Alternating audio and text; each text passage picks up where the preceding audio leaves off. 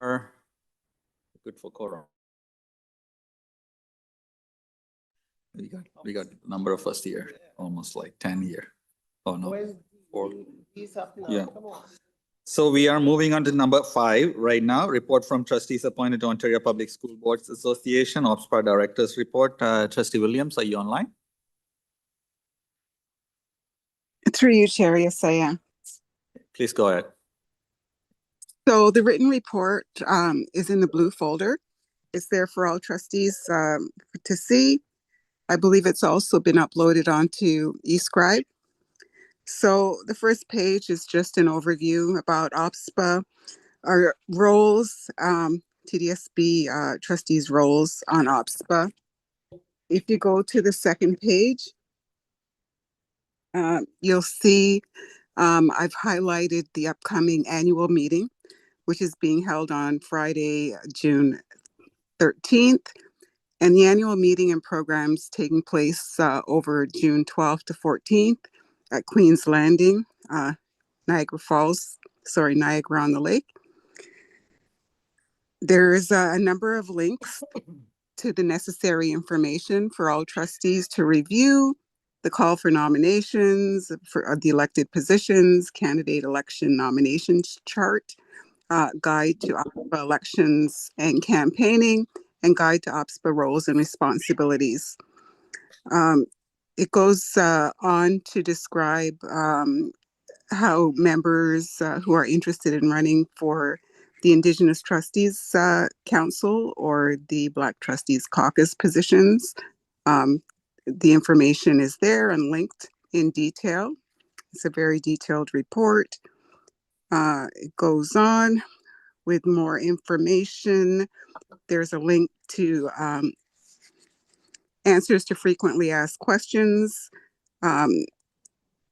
attached there. And it goes on to describe how the deadline for submitting nominations was today at 4:30, but we've reached out to OPSPA, indicating that we'll be doing the appointments at our next board meeting on May 21st. You'll see that on page 3 at the very top, the action items for us. So we've let the folks at OPSPA know that we'll be having our board meeting on May 21st. And at that time, we will decide the selection either by appointment or election for the positions available. And those positions on OPSPA being 3 directors. We've called it Vice President Enrollment. It's actually an enrollment representative. And an alternate, we call it the Vice President Enrollment. It's actually an enrollment representative, a voting delegate, and an alternate voting delegate. Those are the positions. The report goes on that third page, just giving some high-level information about the value of OPSPA membership. It was discussed at the recent Board of Directors meeting when we reviewed the budget for OPSPA. So there was information there about direct savings to local boards, which include school energy coalition savings for member boards on gas and electricity rates. And it goes on, savings, communication and public relations, professional development, issues management, ready to go policy papers, policy templates, excuse me. The access to member benefits, just a high level points, excellent in local school board governance, professional conferences and networking, leading practices, stakeholder relations, strong advocacy, essential information, staff expertise.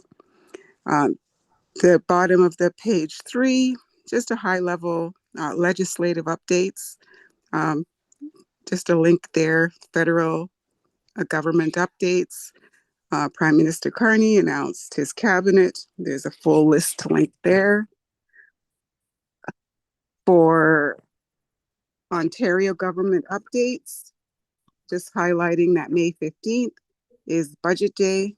The government will present a budget in the House, and the budget includes policies that outline how the government plans to address Ontario's economic condition, both as it exists and looking to the future. There is a summary of some of the work being done by the Indigenous Trustees Council. And the highlight there is some recent changes to Jordan's principle, funding cuts there. So I encourage folks to have a look at the more detailed information there. The Black Trustees Caucus, I just highlighted the Ontario Human Rights Commission report again. The Dreams Delayed, Addressing Systemic Anti-Black Racism and Discrimination in Ontario's Public School System, and just the links to deeper information, the submission that was submitted to the OHRC from the Black Trustees Caucus. They published a submission with regard to the consultation and the numerous recommendations that were highlighted in the action plan. So going on to page 5, just a highlight of the professional development opportunities for trustees. There was the recent labor relations symposium that happened in May. The upcoming professional development opportunities are July 2nd to 5th. The CSBA Congress and National Trustees Gathering on Indigenous Education. And there's a link to further information there if there's anyone interested. And just a reminder that as per TDSB policy, pre-approval is required prior to registering for the conference. There's the recent new essential governance modules and seminars that are mandatory professional development. There are 6 self-directed online modules and 4 live webinars. Completion of this program will be tracked and reported to the ministry. All trustees and directors of education must complete the program by August 31st, 2025. And there's links to the information. I've outlined the webinar learning registration links and the webinars. And you'll see on page, that's on page 5. And on the last page, page 6, it goes on to list the mandatory online modules. And there are also, you'll see the mandatory modules listed. There's also other modules that are encouraged, but not mandatory. So there's a link to the full suite of modules. And just information there about how to log on. And further down the page, just a highlight of the upcoming meeting dates. May 20th to 23rd, OPSPA Take Your MPP to School Week, which is some of us have participated in that in previous years and encouraged to participate again this year. June 4th, the Executive Council meeting. June 12th, Board of Directors meeting. And as mentioned previously, June 12th to 14th, the OPSPA annual meeting and conference. And there are links there to essential resources, link to the OPSPA webpage, the Good Governance Guide, the professional development information for trustees, news, and the OPSPA members area, which we have access to. So encourage my fellow trustees, my colleagues, to feel free to click on those links and find more detail. And at this point, I'm open to questions if there are any through you, through the chair. Thank you very much, Trustee Williams, for the update from OPSPA. Any questions from any of the trustees? Okay, seeing no questions, thank you very much for the update, Trustee Williams. We'll move on to item number 6.1 from staff reports, attendance boundary changes for Lawrence Park Collegiate Institute, Leaside High School, North Toronto Collegiate Institute, Northern Secondary School, and York Mills Collegiate Institute. Have the staff to present it. Through the chair, I'll ask Assistant Planning Officer Castaldo to speak to this, please. Thank you, Associate Director, and good evening, everybody. I'm joined by two members of the planning team this evening, Joyce Kwong, Manager of Accommodation Planning to my right, and Daniel Stoice, who is joining us online. And we're pleased to present this report to you this evening.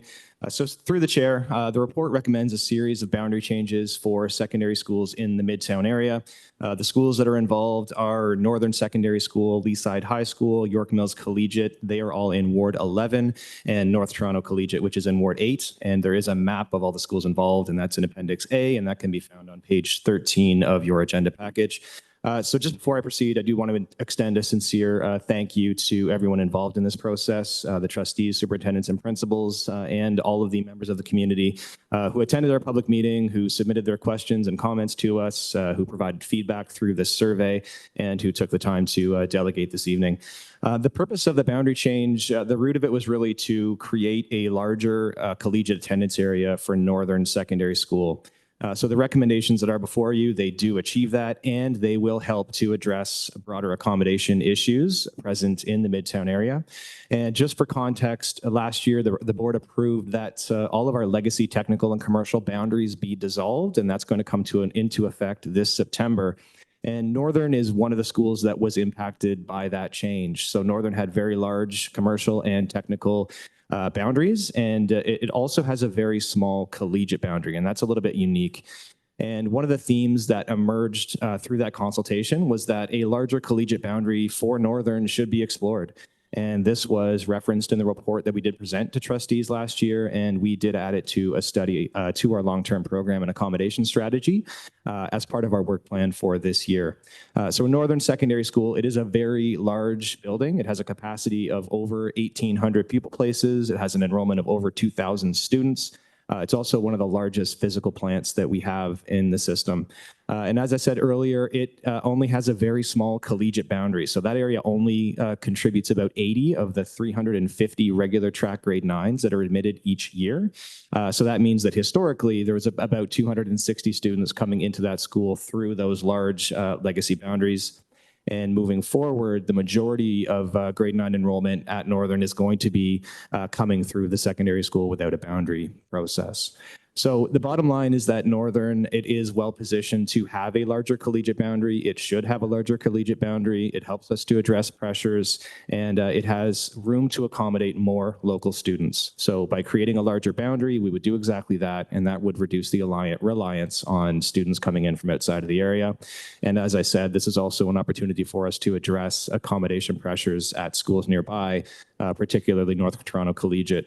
So there were two opportunities that we looked at to create the larger boundary. The first was to review a number of shared attendance areas in the area that included Northern as an option for students.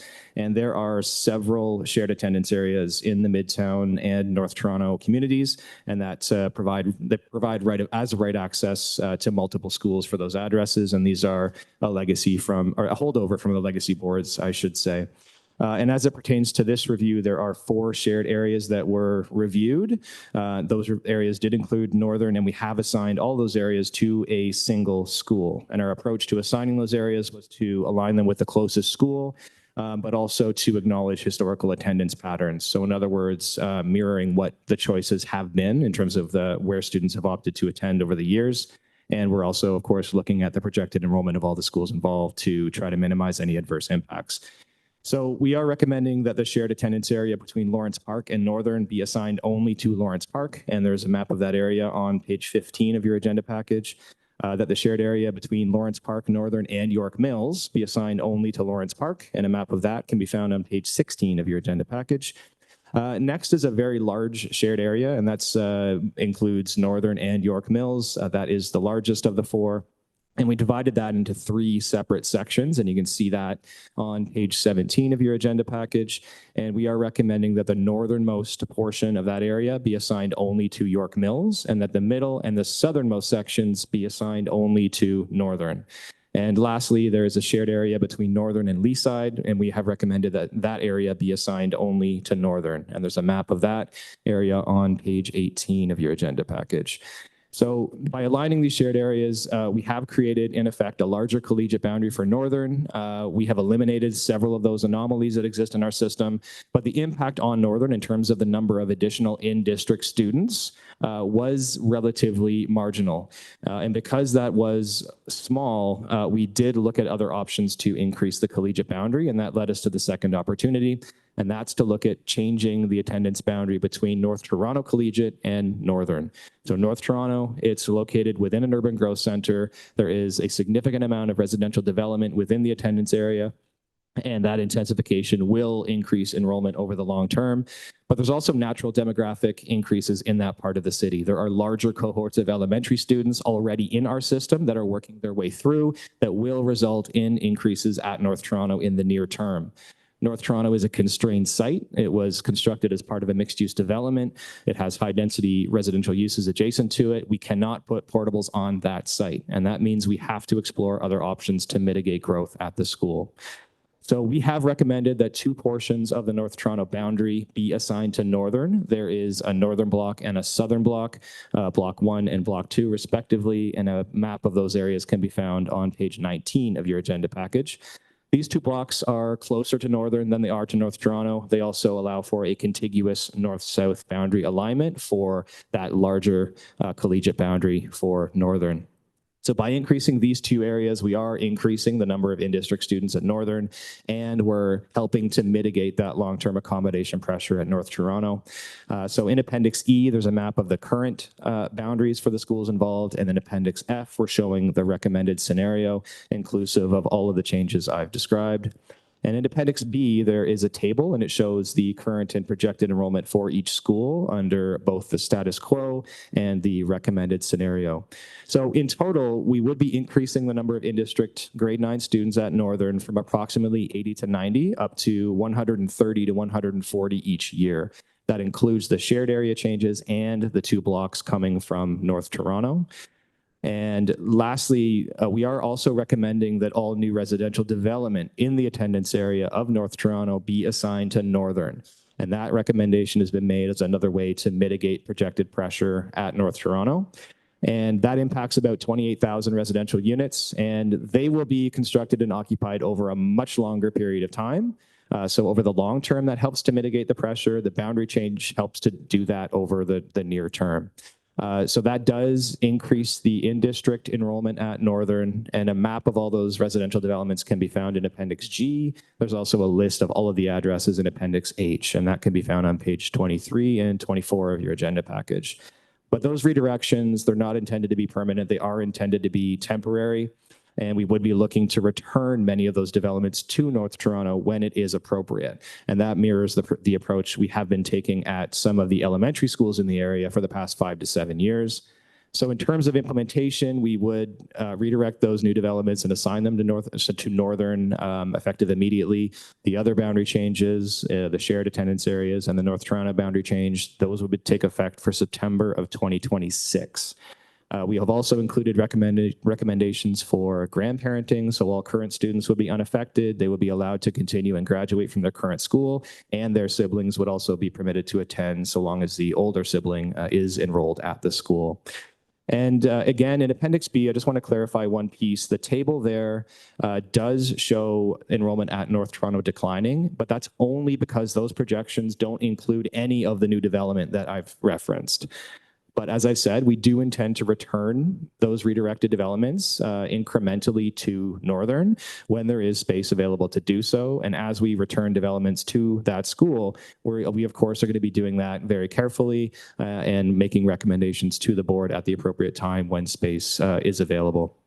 The projected enrollment for Northern, you'll notice it doesn't change between the two scenarios, and that's simply because the recommendations before you, they would change the composition of the enrollment at Northern. So in other words, as more in-district students are enrolled, fewer out-of-district students are enrolled, but the total number of grade 9s would remain essentially the same. And then in terms of consultation, we held a public meeting on March 27th. We had over 500 members of the public register for that meeting. We made a survey available to seek feedback on the recommendations. We had over 200 responses to that. And that is also attached in your report, and that's on page 26. We did hear through the public meeting comments about differences in school reputation, purchasing a house in a certain part of the city to attend a certain school, delaying implementation. But at the conclusion of this, we do need to take action for the pressures at North Toronto. And again, the underlying crux of this was really to expand the northern boundary to increase the number of in-district students that can be accommodated there. And it's important to note that Northern and North Toronto, they're 500 meters apart. They serve the same community. They are at the top of the LOI list. North Toronto is 105, Northern is 101. It's a very similar demographic makeup at both schools. They are both excellent schools, provide depth and breadth of program, and there are excellent opportunities for students at both schools. So the impacted trustees, superintendents, principals, they have been involved along the way, and they're supportive of the recommendations before you.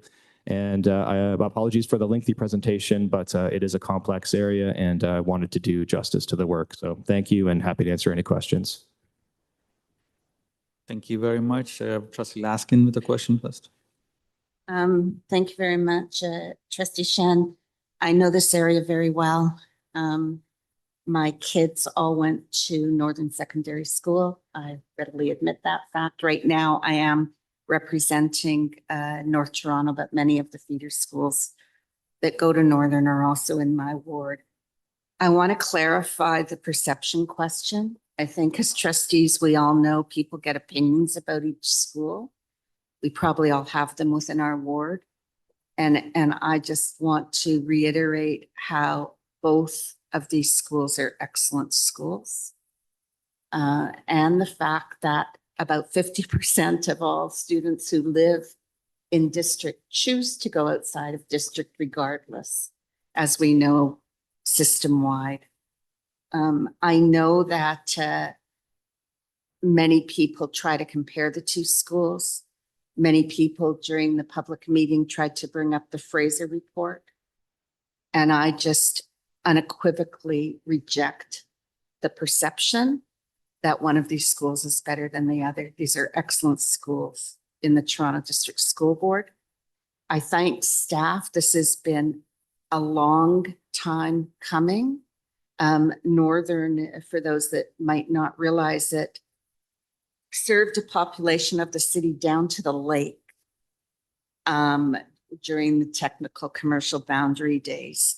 And to have it now have a geographical area around it, which still allows for a lot of out of area attendance through the school without a border, because it was built specific purpose at the time in the former Toronto board. So it didn't have a large geographic catchment area as a home school because the former Toronto board had collegiates and then they had technical schools. So the fact that we're able to carve out some semblance of a neighborhood school, I think is a very positive ask. With regard to house values going down somehow because you're redirected from North Toronto to Northern, I think that is a completely false assumption. And I understand that when you buy a home that you have an expectation of where your kids are going to go to school, but that changes as our population changes. And it's certainly changed in these communities with the amount of infill development that has come in along Mount Pleasant, along Eglinton, and along Yonge. So I am supportive. I know that there are parents in the community that are disappointed, but it is the best possible solution for the system at this time. And when it's appropriate, Mr. Chair, I'm happy to move the report. And I'd really, really give my appreciation to staff and all the principals involved over the number of meetings and the number of changes and the iterations and trying different options until we landed at what I think is the best possible and fairest solution. So thank you very much, Mr. Chair. Thank you, Trustee Laskin. Trustee Klein? Thank you, through the chair. I just want to second Trustee Laskin because this is, number one, in fact, my constituency. Number two, I am a very proud Northern parent, and I support the recommendations here.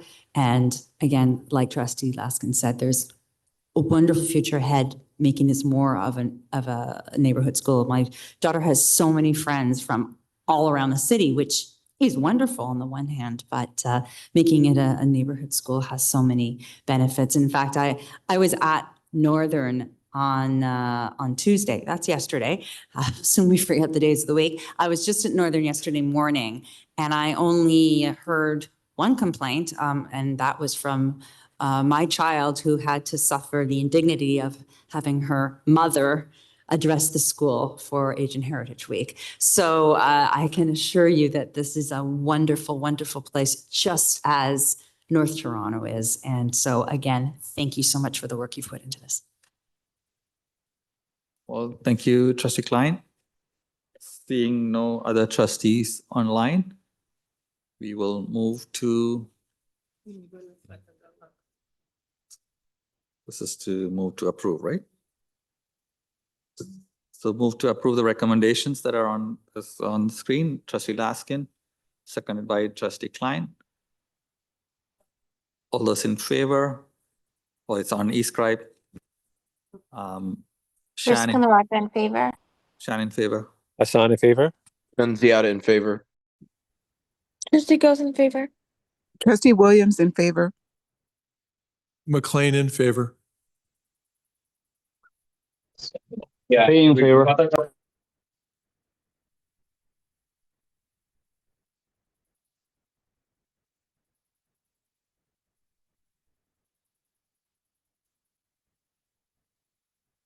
Trustee Lee's in favor. Jacobs Singham in favor.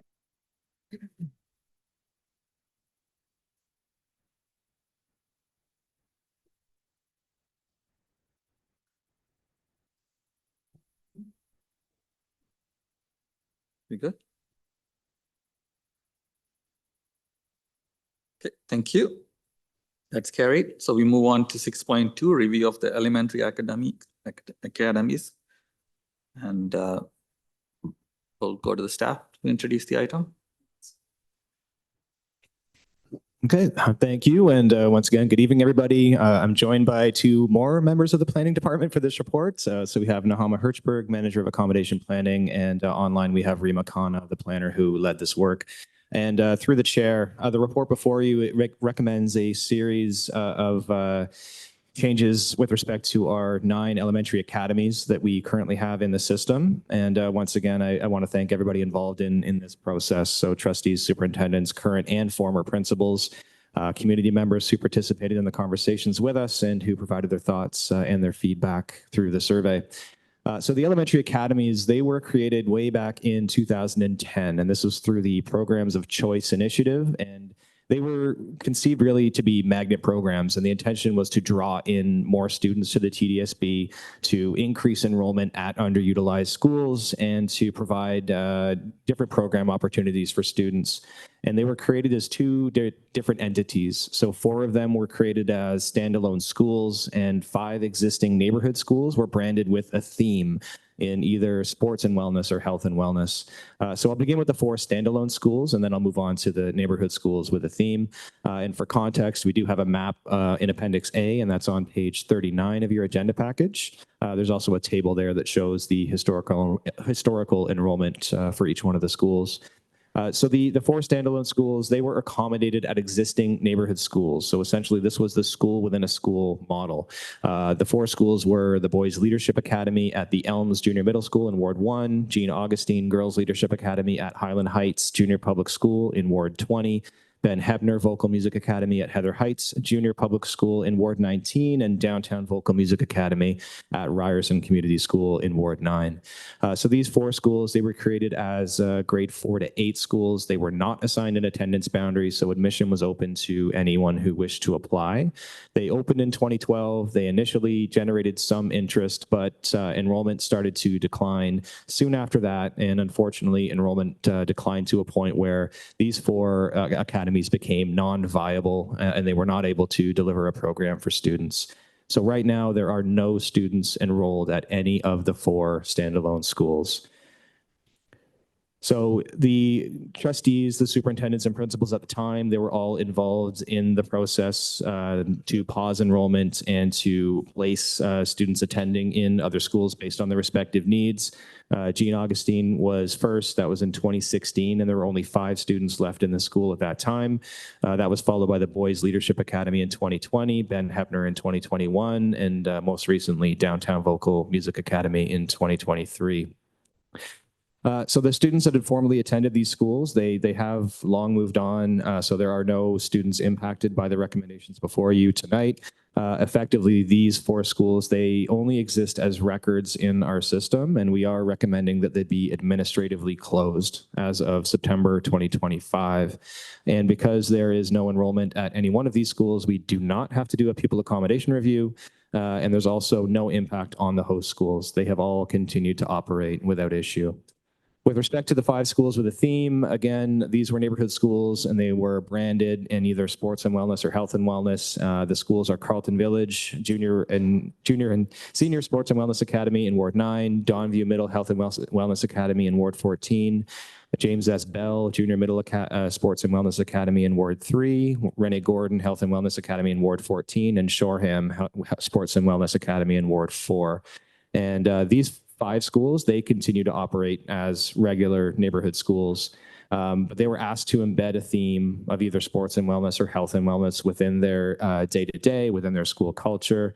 This was not a defined program like a student interest program. If anybody wanted to attend, they would have to apply through Edivary admissions.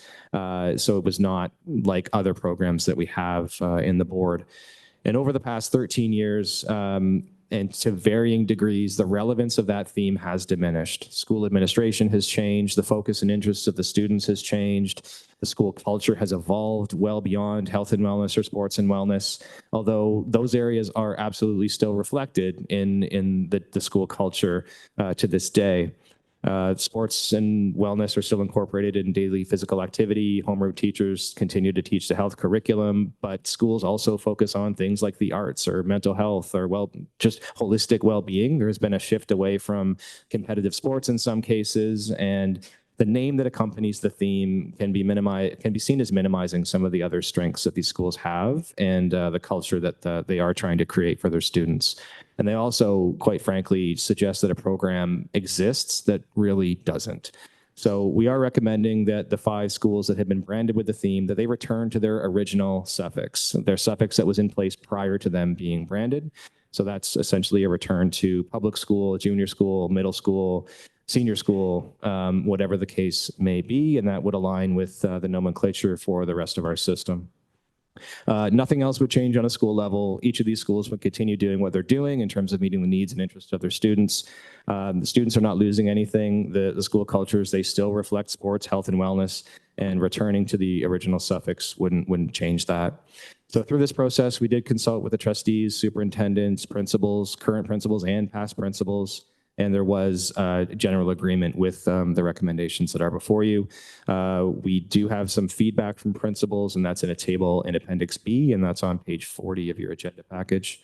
We also consulted with parent council reps of the schools. We conducted a survey of each school community, and the feedback was a little bit more mixed, about 50-50 in terms of feelings about the theme and the suffix, although many did respond that they didn't know or didn't have an opinion either way. And a summary of that feedback is in Appendix C, and that's on page 41 of your agenda package. So if approved tonight, staff would proceed with removing the records in our data systems for those 4 standalone academies to be administratively closed, and we would proceed with updating the suffix for the 5 neighborhood schools as reflected in the recommendations before you. So that concludes the presentation. Happy to answer any questions. Thank you. I have trustee DeWitt and then trustee McLean.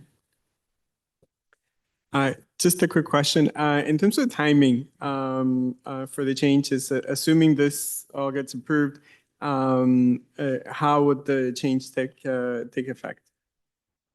If it's approved through the chair, if it's approved this evening, we would get going on all of the required updates to our data systems almost immediately.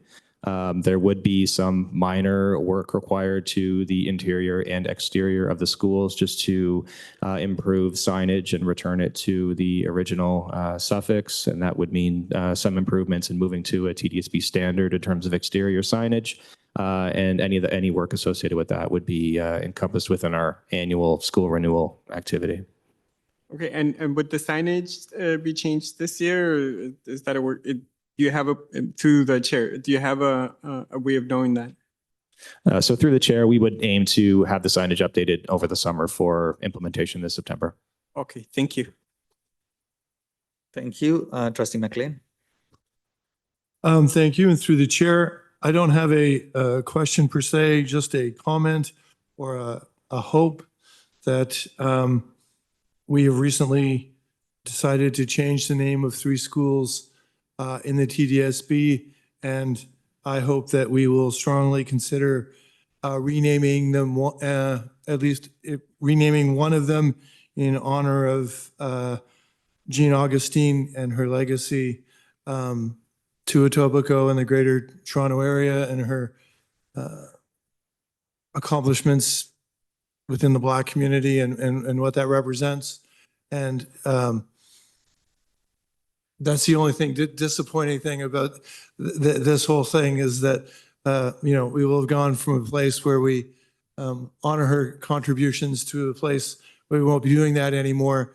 And given that we're going to change 3 schools, I would think that it would be great if we at least considered honoring her again. So I'll just leave it there. Thank you, trustee McLean. I have trustee Laskin, trustee King, and trustee Siskandaraja. Trustee Laskin. Thank you very much, through you, Mr. Chair. Staff are very polite.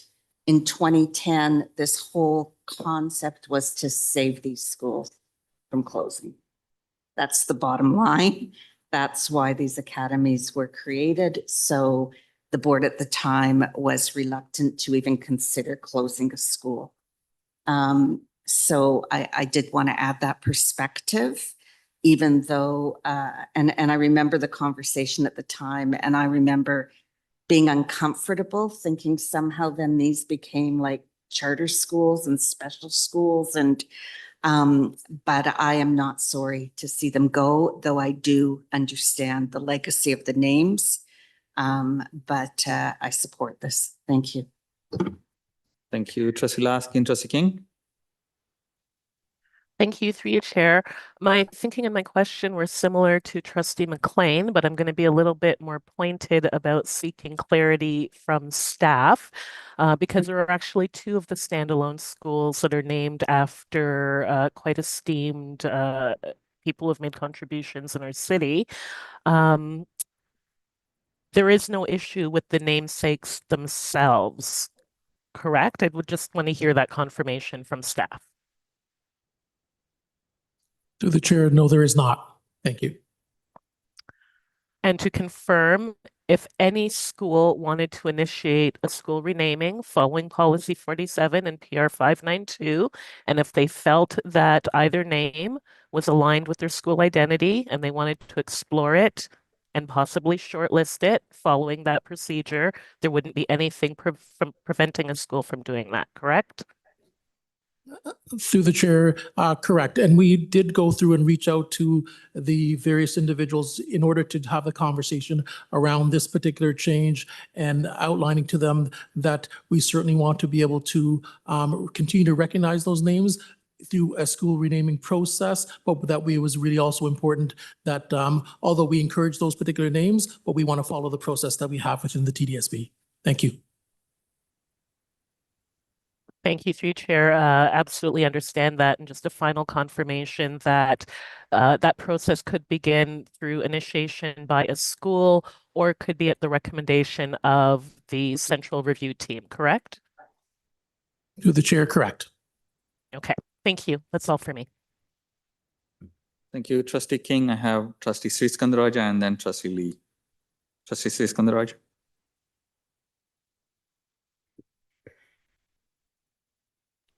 Thank you. Through you, Mr. Chair. I mean, I don't see how this is akin to a charter school any more than an alternative elementary school is, but that's not the question I'm here to bring up. I just want to ask a question to staff. I know this is just an administrative closure, but is there any costs associated with us not closing this before? Through the chair, there was no cost associated with keeping the records within our own data systems. What it does do, though, it does create challenges every year when we are reporting to the ministry on a number of different items that we do provide information on with respect to our schools. These schools are carried forward as records. These schools have not had enrollment in some cases since 2016. And it's just a constant back and forth in terms of trying to provide context to the ministry as to why we continue to maintain them. And I think this does provide clarity to our system, to the public, and to the ministry that we are aligning our school records, our school counts with those schools that do accommodate students. And we would like to proceed with that. Thank you. Thank you. Is that it, Trustee Sriskandaraj? Sorry, I don't. Yes. Okay, thank you. Trustee Lee. Thank you, through you, Mr. Chair. Just on 6.2.8 and in follow-up to Trustee McLean's question, if the community is going to be supporting a continuation of the Jane Augustine name, would we not recommend holding off the change until we have done some work to decide whether or not we want to, possibly instead of calling it Highland Heights Junior Public School, call it Jane Augustine Junior Public School? I can just see us taking the sign down and a year later decide to change the name back and then putting the sign back up. So through the chair, I can take that. So through our work and through our consultation, the idea of Highland Heights being renamed to Jane Augustine, that didn't come up. But I think what this recommendation is doing is addressing an issue that has been in place now since 2016, in that Jane Augustine's name has unfortunately been associated with a school with no enrollment. By administratively closing it, that creates an opportunity for Jane Augustine's name to be used in another situation at another school and in a much better way. What I think is happening right now does not do that name justice. So we are recommending that it be closed, and that allows us to use that name elsewhere. Thank you. I understand now. Okay, thank you very much. That's all my questions. Thank you. I don't see any more trustees on the list, so. Madam, sorry, Mr. Chair, I have a question. Okay, go ahead, Trustee Pei. So regarding the renaming the 3 other schools, that's going to cost the board, approach around $180,000. Are we, if we rename another school, are we going to incur another $60,000? So through the chair, with respect to the information that you've just outlined, in that particular report, we provided trustees with an estimate of approximately what the school renaming would cost, depending on the actual size and a few other things. So I think what you've done is taken the numbers and expanded them for all 3 schools. The schools represent different sizes, so that actual estimation would not be accurate. With respect to the cost of this, we're changing the suffixes on these particular schools, not necessarily the cost incurred would not be to the same level as a full school renaming. Thank you. Okay, so Madam Chair, I'm really concerned. We have $58 million budget deficit. Why we need to spend another, $60,000 just renaming the school? Even though staff is saying it's not getting $60,000, but we always have really good underestimating our numbers in the past, right? Especially for our budget. So I really doubt this number, $60,000, could be more. Just look at what the city of Toronto have renaming the Dundas Square. Cost them $1.4 million for a name, not even associated with Canada. I really want to call into question regarding renaming a school. Cost us extra so much money. I would not agree rename another school. Okay? Not until we balance our budget. Okay. Thank you, Mr. Chair. I wanted the staff to answer my questions. Thank you. Okay, thanks for the question, Trustee Pei, and through the chair. So this is not a full-scale renaming of any one of these schools. This is simply going back to a suffix that was in place prior to this branding. We're not changing James S. Bell. We're not changing Shoreham, Rennie Gordon, or Dawnview, or Carlton Village. All that remains. We're trying to rationalize these 5 schools within the broader nomenclature that we use at the TDSB. The costs associated with changing the suffix are not significant. We're talking about some interior painting to, paint over sports and wellness and change it to elementary school. There is an opportunity now to actually improve some of the public facing signage at some of these schools, particularly in high needs areas, whereas right now it's old. It's from the legacy boards. It would be updated anyway. So I think this is getting a jump start on work that we would do at any one of our schools in any given year. But there is a purpose behind this one. And as I said, it's really just to remove the themes. The themes are no longer relevant. They're confusing to the public. They are misrepresenting a program that doesn't exist. And the recommendations are to right all those issues. And if I may just add to this as well. And perhaps Danny, you can confirm that the cost for what you've just described would be coming out of capital funding and not out of operational funding, so does not impact the budgeting process for operational funding for next year or this. Okay, thank you, Mr. Director. Thank you, Chair. Thank you, Trustee Pei. Trustee Rajakulasingam. Thank you, through the chair. I just had one quick question for staff. Ben Hepner Vocal Music Academy at Heather Heights. Just a question for staff, if they have any information as to why enrollment declined at this site or anything that they learned during this process. Through the chair, I think each one of the schools was a little bit different. I think part of the challenge for these schools was that they were created without any provisions for transportation. So access would have been a challenge, but that's not unlike our alternative schools. As an example, it was consistent with that. Over the years, some of the program tended to fall away, where vocal music was really not a focus any longer. It was more students seeking an alternative to the regular program setting. And these schools were not able to offer choir, as an example, and they were unfortunately became places that were not really aligned with the original intent. And like many other things across the system, it's a self-fulfilling prophecy. When a program is not there, there's no interest, and it will decline. And that's what happened at all 4 of these. Thank you, through the chair. The reason I brought this one in particular up is I'm just being aware of how close this is to Woburn, and Woburn being the future site of the new arts program that we're all very excited for in Scarborough. And I'm thinking about how the demographic has changed over the years and ensuring that when we're, I guess, promoting the program, we're talking about the benefits of an arts program, but also catering to what that local community interests may be like to that community and what type of art they would like to pursue. So I think I think this is helpful for us in looking at the future art site. So that's just why I had that question. Thank you. Thank you, Trustee Rajakulasingam. I think that's it for trustees for this item. Can I have a mover and a seconder? Trustee Arts, Trustee D. Davidis. Are we doing e-scribe? We are. Please in favor. Sriskandaraj in favor. Hassan in favor. Yada in favor. Shan in favor. Trustee Gross in favor. Dawson in favor. McLean in favor. Trustee Williams in favor. Trustee Pei in favor. Trustee Patel in favor.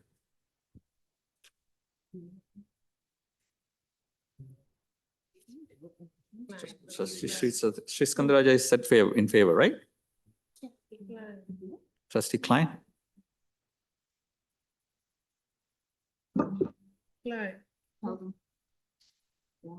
See what? Sorry, go ahead. Klein in favor. Okay, that's carried. Thank you.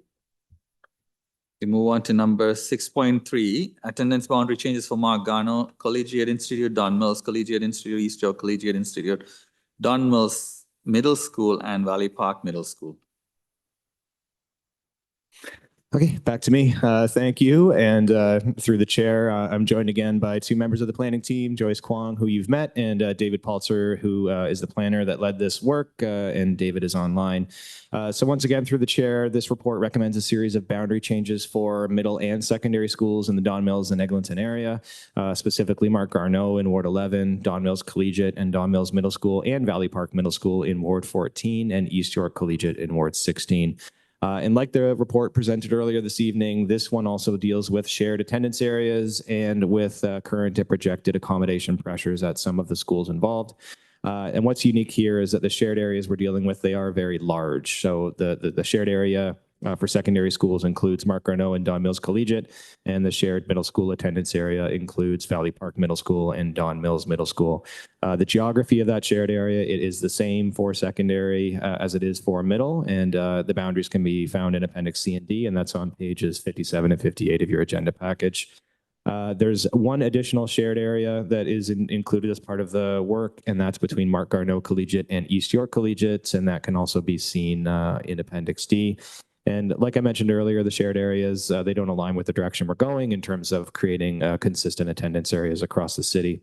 Another factor here is the enrollment growth at Mark Garneau Collegiate. It is a very overutilized school, has over 1,700 students. It's 131% utilized. There are 12 portables on site, and that is the maximum that the site can accommodate. Don Mills Collegiate, on the other hand, it's a much smaller school. It has an enrollment of approximately 800 students, and it's operating at 96% utilization. And in Appendix C, you'll see a table that shows the current and projected enrollment for all of the schools involved, and that's on page 56.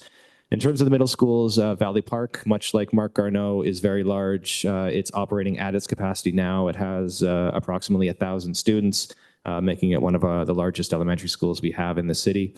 Don Mills Middle School, which shares a site with Don Mills Collegiate, is much more stable. It's operating at 75% utilization with about 340 students.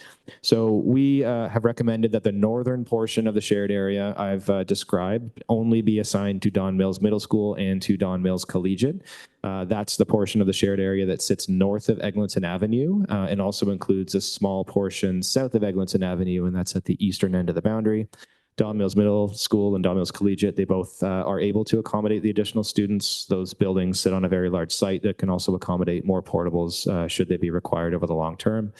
And with respect to the other shared area with East York Collegiate, we are recommending that it only be assigned to East York Collegiate and then Mark Garneau be removed as an option.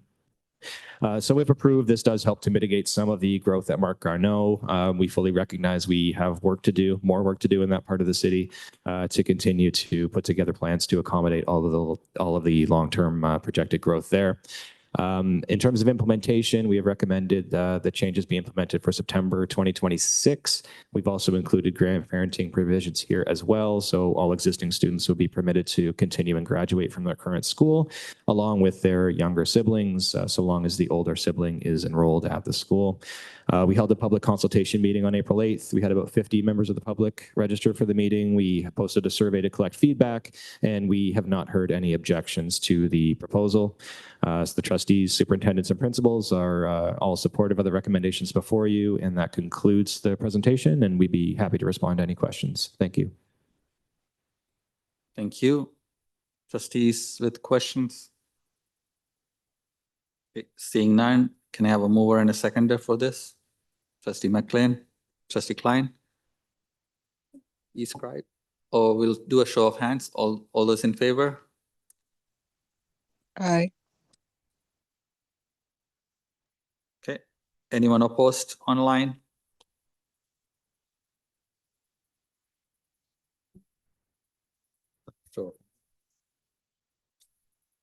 All right, that's carried. Thank you. All right, we are moving on to the next item. Human Rights Annual Report 2023-2024. I'll pass it to the director to introduce the item.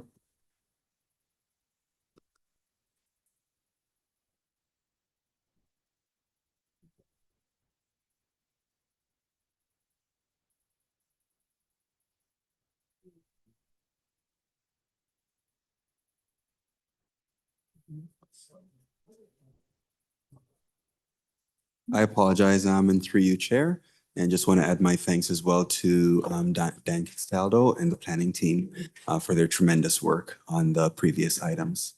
Thank you very much. And I'm pleased to ask System Lead Majbeen Ibrahim to now present the Human Rights Report. Thank you. And through the chair, good evening, trustees, senior staff, and community members. This report can be found at page 61 of your package. And the purpose of this presentation is to provide a greater understanding of human rights related efforts pursuant to Policy 031 or the Human Rights Policy and the work of the Human Rights Office as well as partners.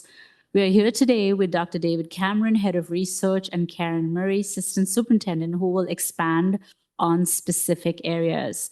Together, we will illustrate the collaborative and systematic work happening at TDSB. In these unprecedented times, protecting human rights is vital. Recognizing each other's humanity is not only foundational in this work, but it is vitally important to uphold the basic rights to dignity, respect, and equal participation so everyone can belong, thrive, and achieve at TDSB. We have responsibility to serve the needs of the diverse communities in this city. As duty holders, we take that responsibility very seriously. We know that centering students and upholding their rights in the receipt of education is vitally important and morally, legally, and ethically important. This report is one of the many reports that TDSB provides to share information about the efforts that are underway. While this report highlights complaint and incident-related information and features some of the work that we do in our communities, there are additional reports that you will receive and continue to receive.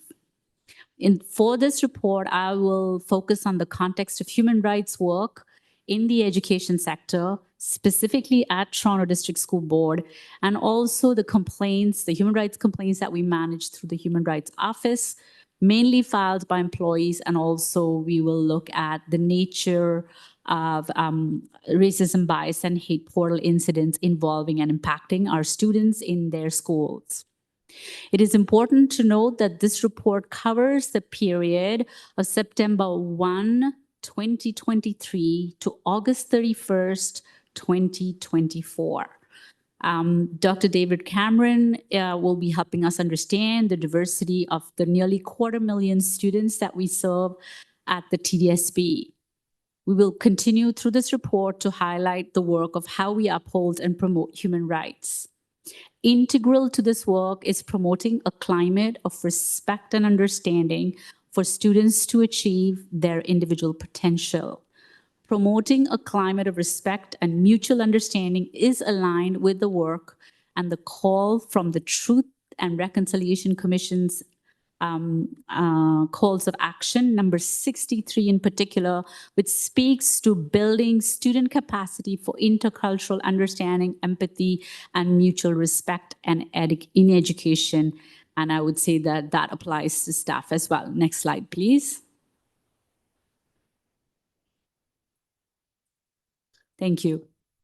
The TDSB has a comprehensive human rights policy and several related policies that address the importance of protecting human rights to learn and work in equitable, accessible, inclusive, and respectful environments.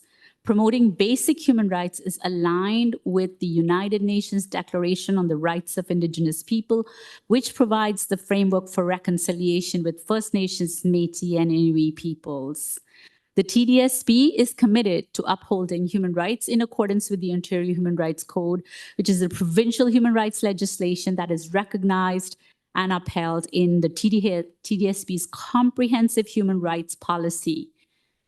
We are also governed by the Education Act. Thank you. Education Act and additional direction from ministry in the form of policy program memoranda. If I could have the next slide, please. Thank you. At the TDSB, we work together across the district to foster a climate of mutual understanding and respect. It is necessary to recognize the dignity and worth of all human beings and to sustain equitable, accessible, respectful, and inclusive environment that is free from discrimination and harassment. This work is integral in the fulfillment of all TDSB roles and functions, and it is a shared responsibility requiring the cooperation of all TDSB members. Advancing human rights of Indigenous people and indeed of all students and staff is vitally important. At TDSB, we believe and work so that everyone can contribute to a culture of human rights. Next slide, please. Students have the right to public education in Ontario. The Ontario Human Rights Commission was established to prevent discrimination and advance human rights in Ontario. Through their leadership, work, and guidance, we receive information about how to advance human rights in the public education system and in employment. In 2023, the Commission, through its statement on anti-hate, reminds us to center our students in the provision of education, and I quote, "It is essential that all children, including two-spirit, lesbian, gay, bisexual, transgender, queer, intersex, asexual children, children with disabilities, Black children, Indigenous children, Jewish children, and Muslim children, for instance, feel their school is a place of inclusion, belonging, and support." The Commission further says that they see a safe workplace and learning environment for students, educators, and administrators is paramount to upholding Ontarians' human rights. And so it encourages parents, community organizations, and members of the public to support work aimed at recognizing everyone's right to be free from hate, discrimination, and harassment in schools. Next slide, please. The new report provided by the Ontario Human Rights Commission, Dreams Delayed, Addressing Systemic Anti-Black Racism and Discrimination in Ontario's Public School System, serves as a vital reminder of our duties, and I quote, "It is a call to duty holders at all levels to take immediate and decisive steps to address discrimination Black students and educators experience and to foster an inclusive education system." Most importantly, this report also recognizes the excellent work at TDSB through the work of the Center of Excellence for Black Student Achievement at the TDSB that prioritizes the needs and experiences of Black students from kindergarten to grade 12, fostering environments where Black identity and achievement are celebrated. Chief Commissioner Patricia Daguerre reminds us of our obligations as duty holders, and she states, "Schools are not just spaces of learning, they are spaces of identity building, community, and cultivating a strong sense of belonging. All duty holders, and that's all of us, have a legal obligation to create spaces so that all students, including Black students, receive an inclusive education free from discrimination and harassment." Furthermore, the Ontario Public School Boards Association states that they strongly support the recommendations outlined in this report from the Ontario Human Rights Commission. In addition, Kathy McDonald, the chair for OPSPA's Black Trustee Caucus, states that Black students, like all students, deserve to be educated in identity-affirming and inspiring learning environments where they feel strong and positive sense of belonging and where their unique strengths are recognized and nurtured. Fulfilling our obligation as duty holders is critically important in these challenging times. Next slide, please.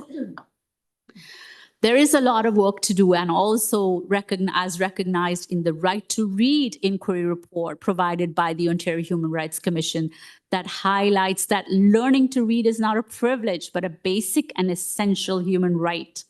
The recommendations to address systemic issues are important and included in this report. This report also recognizes the importance of implementing these recommendations as vital and necessary for equitable outcomes and opportunities for students in the Ontario's public school education system. Human rights obligations are fundamental and they underpin all our work at TDSP, and in particular to address conduct arising from anti-Indigenous racism, anti-Semitism, Islamophobia, anti-Palestinian racism, homophobia, transphobia, sexism, ableism, xenophobia, and so on. Next slide, please. As we move forward in advancing human rights, we remain laser focused on advancing the rights of Indigenous students, and indeed all students and staff need to feel a sense of belonging at TDSP. That a requirement that we maintain that all members of TDSP community are responsible for respecting human rights and dignity of each person within their sphere of influence, of interaction and influence, playing their part in the creation and maintenance of TDSP environments that are free from discrimination and harassment is articulated in our policy P031. We continue to address human rights complaints, and school leadership play a vital role in addressing racism, bias, and hate incidents involving and impacting our students in schools. Everyone has a role to play in fostering a culture of human rights, which is necessary to protect and advance human rights. We want classrooms that are safe, inclusive, and welcoming of all our students, and supports continue to be shared with students, staff, and families. And this information to support students and staff who are impacted and affected by incidents of human rights complaints, or in the context of racism, bias, and hate incidents. This information has been shared system-wide across TDSP and through the website with parents as well. Next slide, please. The Human Rights Office staff play a critical role in supporting human rights, both through provision of education, through the education work and the employment work at TDSP. The staff proactively advance human rights and protect human rights and support early resolution of human rights issues. This work is crucial to meet our human rights mandate, reduce the likelihood of issues getting escalated to formal complaints internally, externally, grievances, and so on. The TDSP serves the need of increasingly diverse populations. We are a microcosm reflecting what is happening in the macrocosm. The questions or concerns that we see arising at TDSP are due to events occurring locally, nationally, and even internationally. Geopolitical issues have had a significant impact on us all. This slide shows that in 2023, we increased our reach and responded to 661 requests for advice and consultation about a myriad of human rights issues of varying complexity. These requests come from individuals across the TDSP, including administrators, business managers, and senior managers. You will notice that in 2021, consultations and advice were also high. The number of cases at that time was 613 where we supported folks. And those were as we were coming out and in the context still of the pandemic.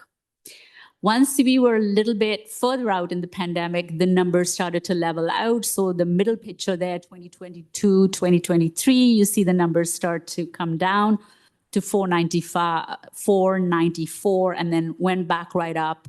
And as you know, lots is happening in the world at that time, including rising geopolitical tensions.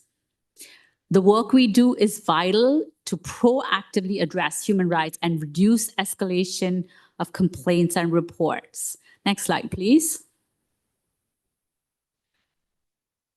In the report we've captured information about the formal human formal human rights complaints managed by the Human Rights Office, as well as racism, bias, and hate incidents reported in schools that involved or impacted our students. Again, the period is very important. Please reflect on, this is the year closed last year. So it is September 1, 2023 to August 31st, 2024. It is a priority to understand impact and offer supports to our students and staff who are affected in these extremely challenging situations. Secondly, we focus on identifying issues and addressing them. And finally, response includes considering remediation to take appropriate actions necessary, and most importantly, for promoting a climate of mutual respect and understanding that benefits all. Next slide, please.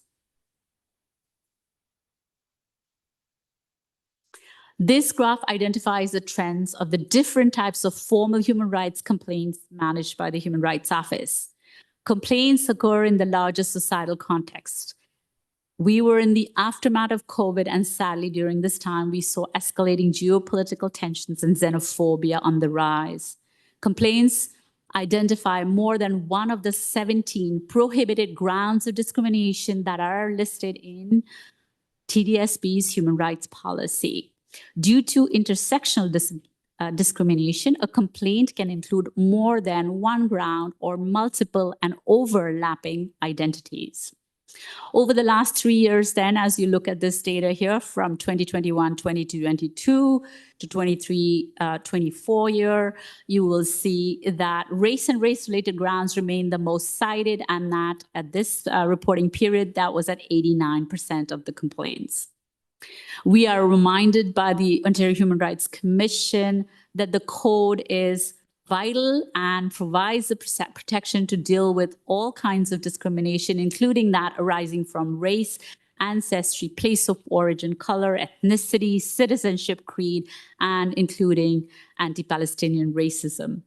The code also addresses treatment, discriminatory treatment based on xenophobia. That is the dislike or prejudice against people because they are from a particular country. Race and race-related categories included here are racial identity, ancestry, place of origin, ethnicity, citizenship, color, and these remain the highest cited category over the last 3 years. The next highest cited category for this reporting period was creed or religion-related complaints, and in light of that of the context of that year, we did see an increase correspondingly about religion-related complaints, including complaints of anti-Semitism. Disability-related complaints were at 20%. There were complaints citing family and status, marital status at 14%, citing sex at 11%, gender identity and gender expression at 11%, and sexual orientation at 5%. Please let me reassure you that we take all complaints very seriously. Next slide, please. Before we share the data about the reported incidents of racism, bias, or hate involving or impacting students, it is vitally important to reflect on the diversity of the TDSB student body. Living in one of the most diverse cities in Canada, we serve the needs of students from many different identities and intersecting identities, including Indigenous students, students from various racial groups, students who identify as two-spirit, lesbian, gay, bisexual, transgender, queer, intersex, and asexual, students from many faith groups, students with disabilities, newcomers, and many more.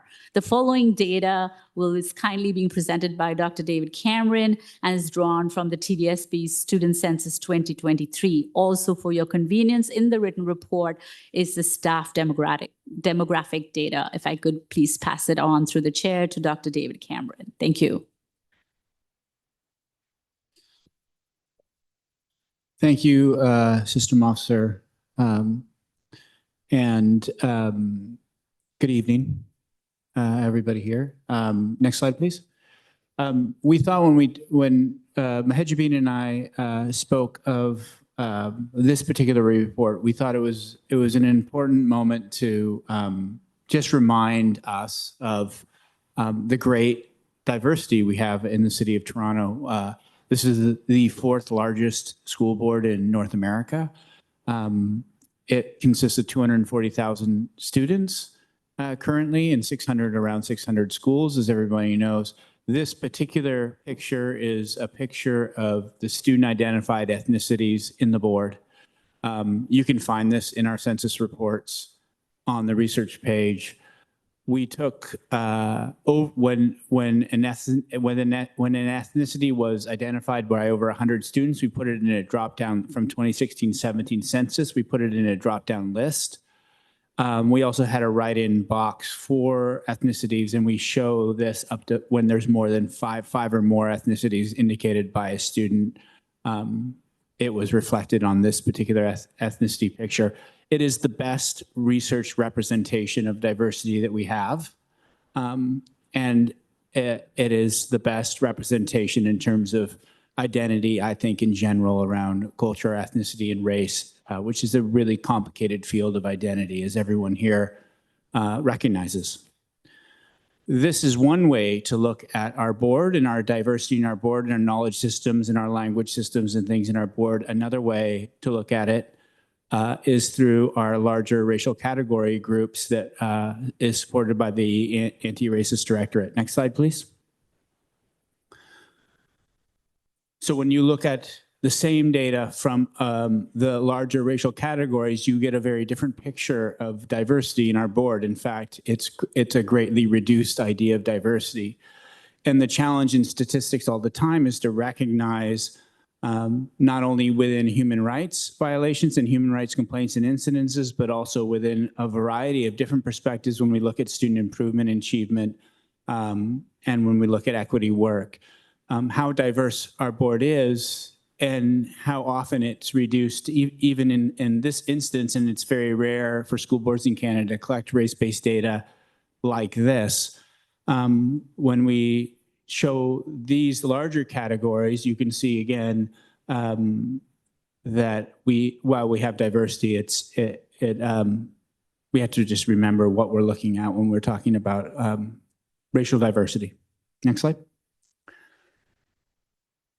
When we're looking about Indigenous, we worked with our Indigenous students in the UIC, and you'll see the category for identification of indigeneity using First Nation, Métis, and Inuit, as well as prefer to use my own words at 1.3%, as well as yes, but I'm not sure how to identify. And next to it, we put a wordle that was drawn from the same ethnicity, the student identification ethnicity that had a relationship with Indigenous identity, just to give that same feeling about what we're looking at within diversity. All of these numbers and these proportions, we feel with the UIC as well, that are underrepresented in relation to how many Indigenous students that are currently in the TDSB. Largely, underrepresentation occurs in this particular instance because census, generally speaking, has been a colonial effort, and many Indigenous communities and many Indigenous students are not willing to share their identity with the government. Next slide. When we look at creed or religion, the map looks a little bit different. Almost 30% of folks don't identify or have not identified as having religion as part of their life. Almost 10% feel like they have an association with spirituality, but they don't have a particular identity. Our three major groups are Christian at 28.6%, our Muslim students identified as Muslim students at 18%, just over 18%, and our Hindu students at 10%. And again, this is just another way of looking at identity as it pertains to creed and religion. Next slide, please. Can we move one more? Thanks. That's great.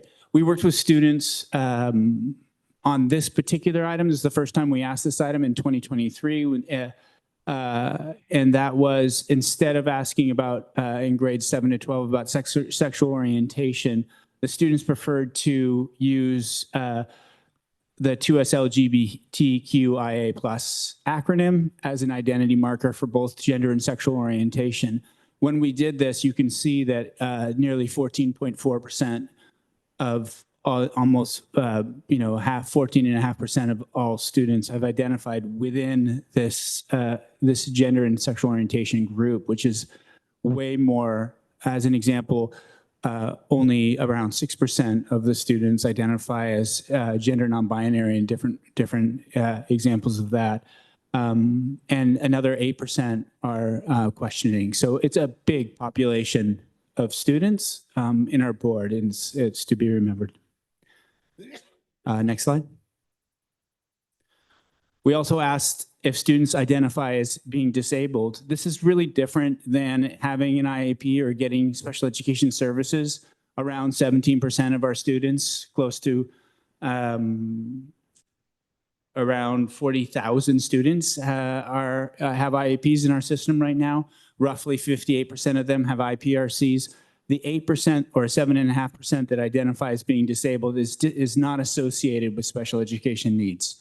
And it's really important that we recognize that disability as an identity is a little bit different than having an IEP. Next slide. So before I pass it to Mejibin, I just wanted to we thought it's important to think about this in relation to human rights cases. It's important to think about it in relation to the vast diversity of our school system. And that has both a huge amount of opportunity, in my view, in terms of the ways, how we work and how we access knowledge systems, and how we work with students, and what we can do with and certainly in this report, some significant challenges as well. I'll pass it back. Thank you, Dr. Cameron, and through the chair. This data that we're going to talk about now is the racism, bias, and hate incidents happening in schools. It reflects the work of school administrators who address these incidents that involve and impact our students. School administrators are supported in this endeavor by their superintendents, as well as central departments and senior staff as and when needed. These incidents are addressed in accordance with established procedure PR 728, or the reporting and responding to racism and hate incidents involving and impacting students in our schools. This procedure was established for a very important purpose. It helps, and I quote, to build a system of capacity to identify, document, respond, remedy, and prevent, and learn from incidents of racism, bias, hate, and hate crimes. This is a very unique system that we have at the TDSB, and this tracking and this reporting and this following in real time a case to ensure that all necessary steps in terms of operation and support to the students are being provided and properly supervised while it's being administered in real time. So it's a real operational tool that we have that really helps us support our students. It's also important to focus on 3 other areas that this procedure says that this tool is going to help with. It's to help inform, guide, and support consistent, timely, and appropriate responses and communications about these incidents in TDSB schools and learning environments. It helps the principal, generally who's the lead in handling this, with their superintendent, who's monitoring, to track, monitor, and respond to incidents in real time, and to support and enable compliance, ensure early resolution, identify local and systemic trends. So this data that we're sharing with you really helps to see the trends over time and how things are changing, really gives us a sense of that. And also, where do we need to pay attention in terms of remedial and proactive preventative measures? It establishes also clear individual organizational roles, accountabilities, and expectations. The portal itself is not that old. As I said, it's a very unique tool. You will not likely have seen this anywhere else. There is no other report like this because this operational tool helps us pull data about trends to support the work of school administration to enhance effectiveness and make improvements in the school and to identify systemic trends that we are going to review today to inform remedial and proactive prevention measures, both system-wide and at the school level. So during this reporting period in 23 to 24, we supported in TDSP schools 239,800 students. During this period, we have 2,155 incidents that we're going to look at in further detail. Next slide, please. Thank you. So race and race-related grounds generally are put together. We've put together for you a picture to look at race and creed-based incidents. These are amongst the highest of the kinds of incidents in terms of the sheer numbers that we see in the portal.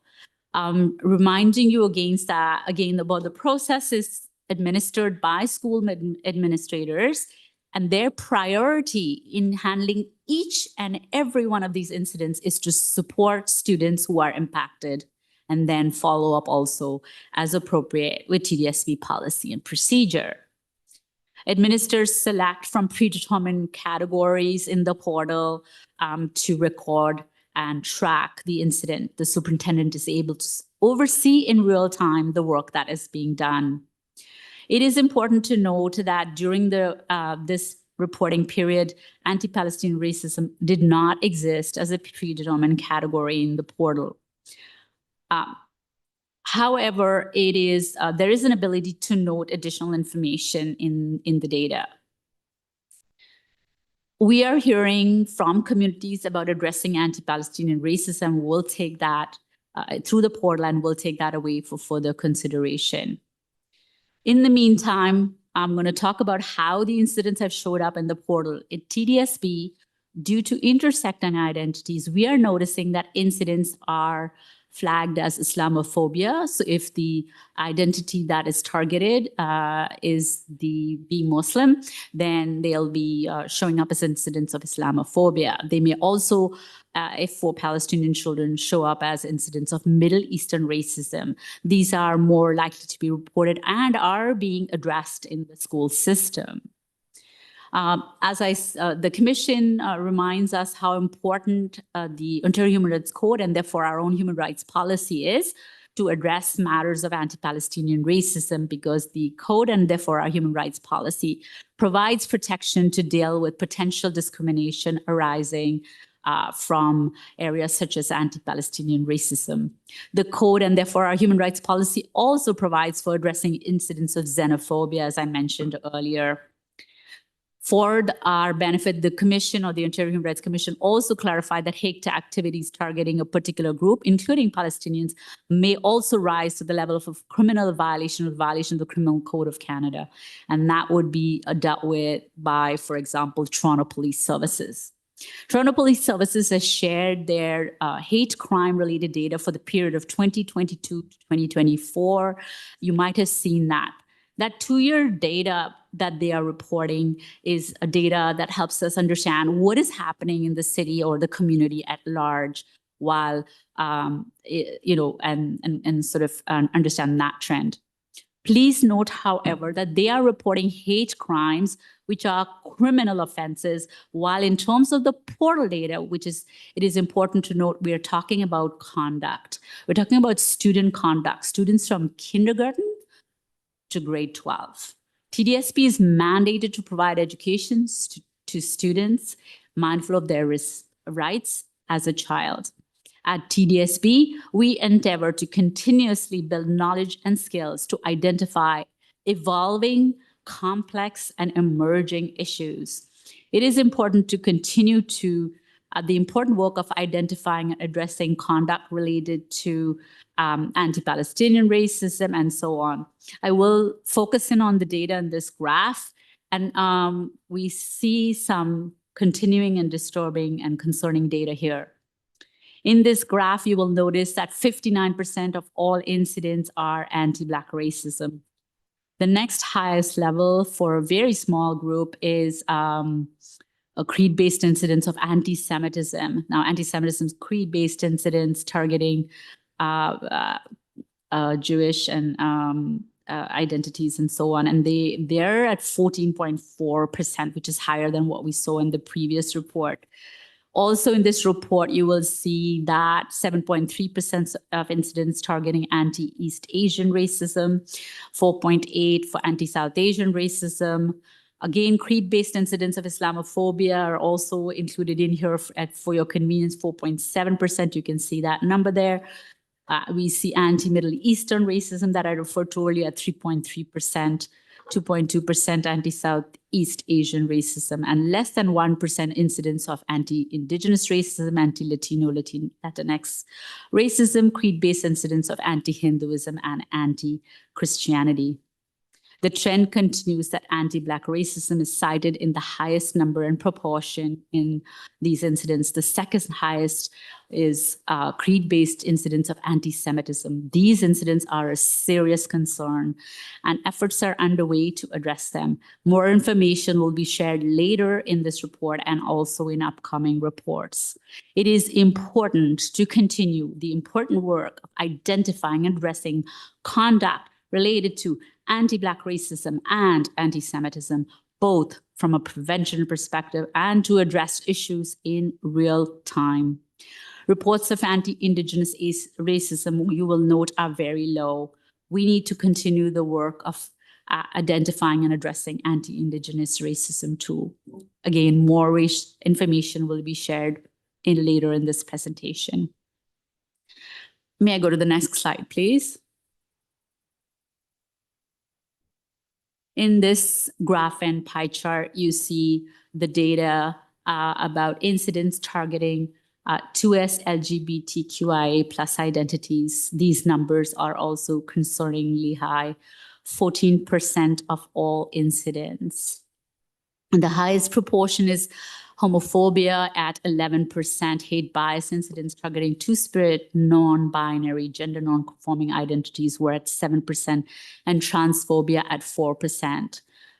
These incidents are of serious concerns and efforts are underway to address. More information will be shared shortly. Can we go to the next slide, please?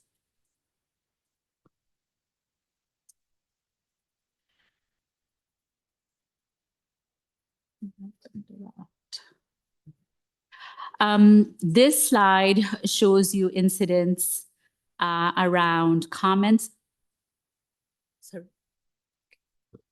Sorry for interrupting. Just noting the time if trustees may wish to extend. So can I have a motion to extend by 30 minutes? Trustee Laskin. King. Sorry, Trustee King. Okay, all those in favor, Aye. please raise your hands. Anyone opposed? Okay, that's carried. We'll continue till 11:30 and go from there. Please continue with the report. Thank you. Thank you, and through the chair. This graph shows you increase in reported incidents of slurs and comments targeting disability arising out of ableism. Some of the language and the comments we're seeing used here are consistent with what we're hearing happening in social media. So you can really see how what's happening in the larger community, in the world, in the larger world out there is affecting what we're seeing in here. These incidents also continue to be of concern and need, and we're working on addressing. If I may go to the next slide, please. I'm going to try to pick up the pace a little bit here, just because of the time. Nature of incidents is the next slide, please. So one of the other areas of dimensions we look at is to understand what are the types of incidents that happen at TDSB. And consistently over the last 3 years, we are seeing it's mainly comments and slurs that are being used. And the proportion has now risen to 83% of all incidents are comments and slurs. We did see a decline in proportion of violence and assault-related incidents. We remain concerned about slurs and comments, and I'll tell you a little bit more about what we're doing about that, and also how we are going to reduce the prevalence of all these incidents. May I have the next slide, please? The anti-hate and anti-racism strategy is foundational in terms of our systemic endeavor and how we move forward. Additional guidance and resources were provided to schools and departments to address slurs and comments that constitute a significant majority of these incidents, and to foster a climate of respect and understanding. Additional professional learning, additional direction, a poster series, and so on was also provided to in an urgent fashion, address slurs and comments occurring in schools. Please, could I have the next slide? A poster series was circulated and provided to continue to do two things: perpetuate and reinforce the message and expectation of a climate of respect and mutual understanding, as well as encourage folks to, particularly our students, to reach out and get help if they're experiencing racism, bias, or hate. Could I go to the next slide, please? One of the things we also track is the location of incidents, and this year we've noticed some shifting around. In this supervised environment of a classroom, we're seeing a decline in incidents happening in the classroom itself. If we could go to the next slide, please.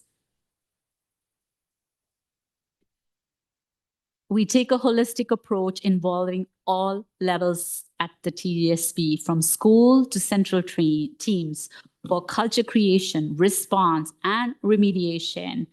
This is led often by the school administrators themselves, with support from senior leadership and central departments, including the Human Rights Office, the Equity Department, the Urban Indigenous Education Center, and other central staff.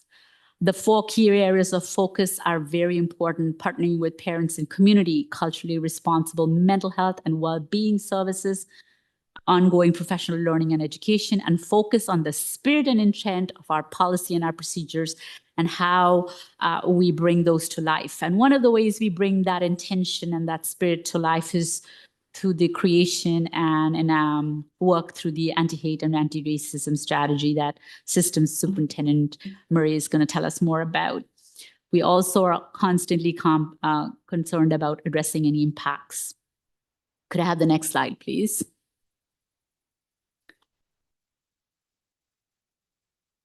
Custom learning, online courses, multiple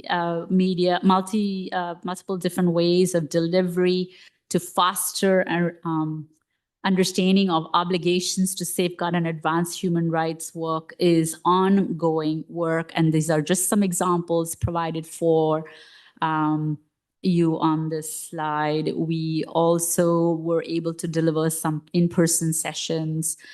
We do expand our reach with online training as well. If I could have the next slide, please.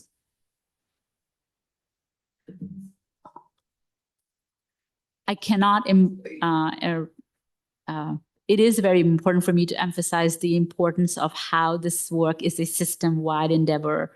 And it's through the work of the Urban Indigenous Education Center, the Equity, Anti-Racism, Anti-Oppression Department, the Center for Black Student Achievement, Leadership at Schools, Special Education Department, and the HRO, that this work continues and is sustained across the system. If we could have the next slide, please.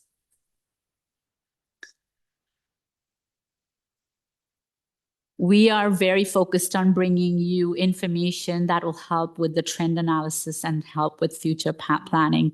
We have been regularly reporting to the board. This kind of reporting is extremely rare in our sector. The goal behind these reports is to provide you an understanding of the trends on racism, bias, and hate that involves and impacts our students in school, so we can plan for the future. Reports have already been shared with you, and this is the most current. The first report was a 2-year report, subsequently 1-year report, 1-year report. There was an extraordinary report during a time of great worry, concern, and distress, and then we are back into our 1-year cycle. This is not, the portal was not designed for research, and I'm sure if you have questions, our Dr. David Cameron will help us understand why it is so hard to bring data. As I explained, what the portal was designed for, it does brilliantly. It was designed to track step-by-step actions were being taken to support students who are affected in their schools with the appropriate oversight, with appropriate levels of communication, and it does that well. Resources and capacity that we have with research, IT, education staff, and others is limited in terms of providing valid and reliable views of active ongoing human rights complaints and active ongoing racism incidents. And what I want to stress here is the portal is an instrument that is live. It's an operational tool. It's always in use. It's active. That means files are open under investigation. Something's being put in, the next steps being put in, and the next steps being put in, and finally the file, once investigated, all steps completed, the file will close. So very hard to pull out of an active ongoing database. And that's one of the reasons why you see the reports, the frequency and timeline that you do. If I may have the next slide, please. Staffing resources are stretched in these difficult times as we are focused on daily operations to support and respond to issues, complaints, and incidents in real time and to deal with emerging issues. The staffing support to address human rights and related issues proactively, preventatively, and in a reactive or responsive manner are necessary both at the school level and through the work of the central departments. More information, because this is really a data report, more information about what's being done comes to you through the Indigenous Education Department, through Equity, through Caring and Safe, which through the center, which is coming out shortly, and so on. They provide you more information about the measures, steps, and effects of the work that's being done at the central level and how it flows to the school level. Reports also highlight the kinds of key learning opportunities that are necessary to deal with and understand these evolving, emerging, complex issues in the various areas. Learning is a priority at TDSB. If I may go to the next slide, please. It is important to know that we continue with all diligence to pursue efforts to support a climate of understanding and mutual respect, which is foundational for any human rights. We strengthen the capacity of employees, especially those with supervisory authorities, to uphold human rights in all its glorious complexity as it emerges and evolves every day. We are working constantly to increase support to prevent and resolve complaints easily, to prevent and address incidents, and how we might support the school leaders to do that. Sustaining remediation and restoration for TDSB community members and learning and working environments is vital to the work. With a deep, deep commitment to human rights, we endeavor to support this this TDSB community. And now I would like to invite System Superintendent Karen Murray to highlight some of the work under her leadership. Thank you. Thanks so much and good evening, everyone. Myself and Central Assigned Principal Carlo Cabrera is going to try to get through this section really quickly so that you can engage in a conversation. So if we could go to the next slide, please. So already shared is that the work that is happening in regards to supporting students in response to the portal data is a collaborative multi-departmental design. And so that work takes in three different focus. One is directly student-centered. So these are the things we do in terms of our work in schools. That would be co-planning, co-teaching, engaging in initiatives that specifically ensures that the work and the learning and the responsives is happening in classrooms, in schools. And most importantly, you can see and students can name and talk about what did they do in terms of building their skills and capacities to address issues when they arise. Second, there's professional development and training. And within the context of the professional development and training, we've been very reflexive in the way we move. 2023, 24, and one of the ways we shared with you is that we engage in large system initiatives and training. We continue to do that, but we do it differently. Reason being is, as we shared last year, the issues of supply teachers and pulling people out of schools became very difficult. So we do a combination of still providing those opportunities, but also we've created a design this year where every school has a combating hate and racism lead teacher, and they are helping us make sure that those key components of that strategy, which is a student focused strategy, is happening within our schools. And then the third piece is we continue to move with gathering information, engaging in parent council, engaging in community consultations, et cetera, to continue to provide work in that area. One of the things we will end with quickly this evening is showing how even within curriculum courses and that design is another area in which we have focused to make sure that we are bringing forward teachable moments and resources and opportunities for classroom teachers to be able to engage, as well as the leaders of the school in response to what the data from the RBH puts forward. Carlo, let's go to the next slide, and then I'm sending it straight to you, Carlo, and let's see how fast we can move that. All right.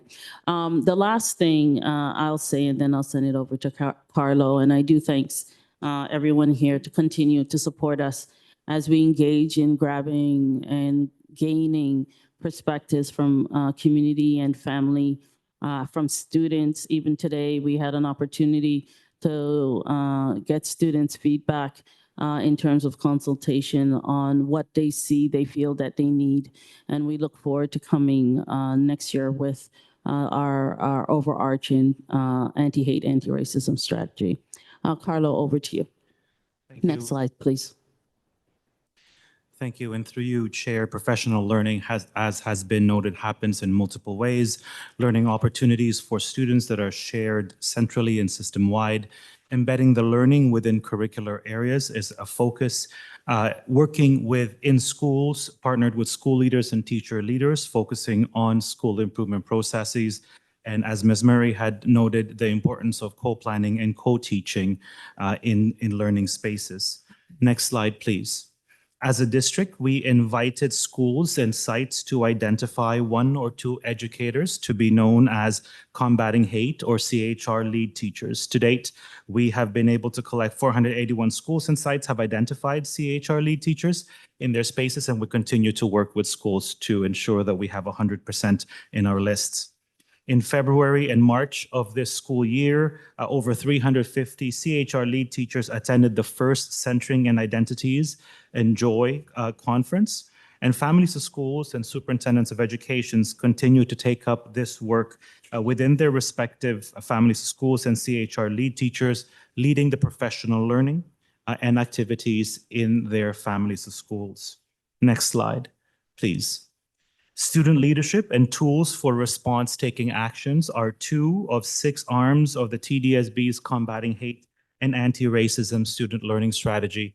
In 23-24 school year, some of the work focused on affirming students' identities through affinity spaces that were developed centrally as well as developed in local schools. This work of amplifying student voice is stemming from the past and also continues in the school year 24-25. And now I pass it on to centrally assigned Principal Juaid for the next slide.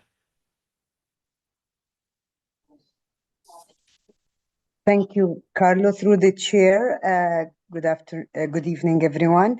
The Swish department leads the combating hate and racism strategy, student learning strategy through classroom instruction.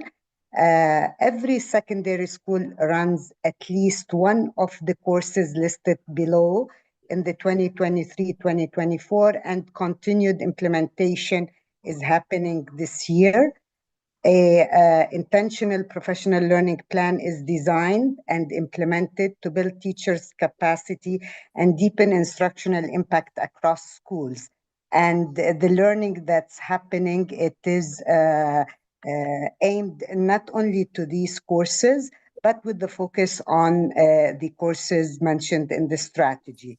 One idea that Ms. Murray spoke earlier, that we have been more creative in our professional learning in terms of supporting schools on site, collaborating with partners. In particular, we work very closely with the Holocaust Museum, for example, and Facing History in supporting many of these courses. We have more than 100 teachers participating in the professional learning as a start in the beginning of the year, and then we go into more individualized sessions respective to the courses mentioned in here, and students' voice is being celebrated actually tomorrow, where students from these courses will be speaking to the teachers who have been going through the sessions and implementing the lessons around the impact of engaging in the learning in relation to combating hate and racism, in particular classroom instruction. Thank you. Turn it back to Ms. Murray. Thank you so much. And I think, Chair, through you, we're open for questions. Thank you very much. We have 4 trustees: Trustee Laskin, Trustee Patel, Trustee McLean, and then myself. Trustees online, please give your names, and we'll start with Trustee Laskin. Thank you very much, Mr. Chair. I almost don't know where to start. So it seems to me, and I appreciate the last slides, because the report itself did not speak at all to how we educate against the hate. And when we made the motion in 2019, it was not just to collect data, it was to educate against hate. And it seems to me, if all we're doing now is one report with the hate portal data, the report is really inadequate in actually telling us how we're addressing the hate. So I wanted to make that point. Again, when the original motion was made, it was to actually the report from the Racism, Bias, and Hate portal be reported 3 times per year to board, including the annual human rights report. So the last time we got any sort of data was March of 2023. This is now old data because it's from the 23-24 school year. Anyway, my time is rapidly leaving. It feels to me, by saying that anti-Semitic incidents were 10.4%, and then they rose to 14.5%, is minimizing the issues.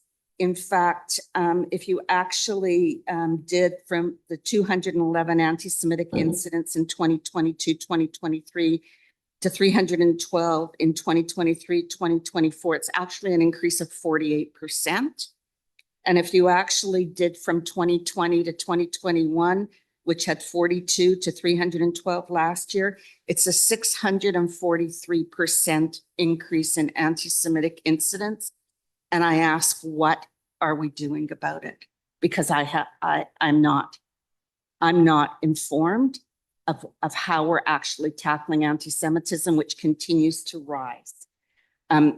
For example, East Asian racism was 9% last year. This year it's 7.3%. It's gone down. Middle Eastern last year was 4%. This year it's 3.3%. It's gone down. Even anti-Black racism last year was, 61%. This year it's 59%. It's gone down. Islamophobia last year was 4%. It's gone up. It's now 4.7%. But as I say, it is clear that anti-Semitism is a crisis in this system. And I simply don't understand why it isn't being taken more seriously. We seem to have areas that nothing about us without us stands.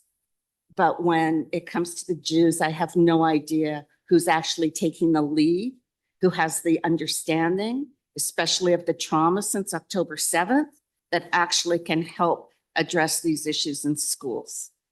And I don't understand why we don't seem to care. I hear staff caring, and I understand that, but from the Jewish community's perspective, you don't feel that. I also want to make a point that Jews are only 3.5% of the student body. So if you actually take the whole population of the TDSB, it works out to 8,359 Jewish students. There were 312 incidents last year. That means 1 incident for every 27 Jewish students we have in the school. I think that's fairly significant. And I really don't understand why nothing about us without us seems to apply to every other minority group except for those who are Jewish. And I think it's a real issue in this board. And I'm really disturbed by the fact that I do not see it being taken seriously. And I think I better stop there. Thank you. Thank you. Trustee Laskin, Trustee Patel. No, I actually would like an answer from staff. Oh, you would like to? Okay. Yeah, like tell me, what are we actually doing about it? This crisis that has risen 48% in 1 year and 600% over the last 3 years. Thank you. Yeah, would you be able to respond? I don't mind responding. I do believe we are taking it seriously, and one of the things that we do is that we work diligently with community to support us because we do recognize that is needed. So as a equity team, we do reach out. We do in everything that we talked about that we've shared. It was not just designed by this team or delivered by our team. It was done within relation with community support. Can I ask a follow-up? How many Jewish staff are in the equity department? I'm sorry, I didn't hear that. No, I didn't hear that. I'm sorry. How many Jewish staff are within the equity department? We only have 1 Jewish staff that is on our equity department. But as I said, many of the work that we do doesn't rely just on that staff. The work that we do engage in our relationship with community Jewish partners. Right. And how long has that Jewish staff been on leave for? So I'm through the chair. I actually don't want to get into the notion of specific staff and their actual time that they may have been away from the work, because I'm not sure this is the appropriate place in order to do that. What I would say is that the conversations and the level of participation that we do with partners that of Jewish identity is also significant, and we fully appreciate that the work needs to be done, and as staff, whether or not we're going through professional learning and partnering with third parties in order to bring forward that professional learning with individuals that identify as Jewish. That's part of what our approach has been. So we are constantly reaching out to different groups in order to provide support for anything that we may not necessarily have within the equity area. Thank you. And we do that for all groups. Thank you.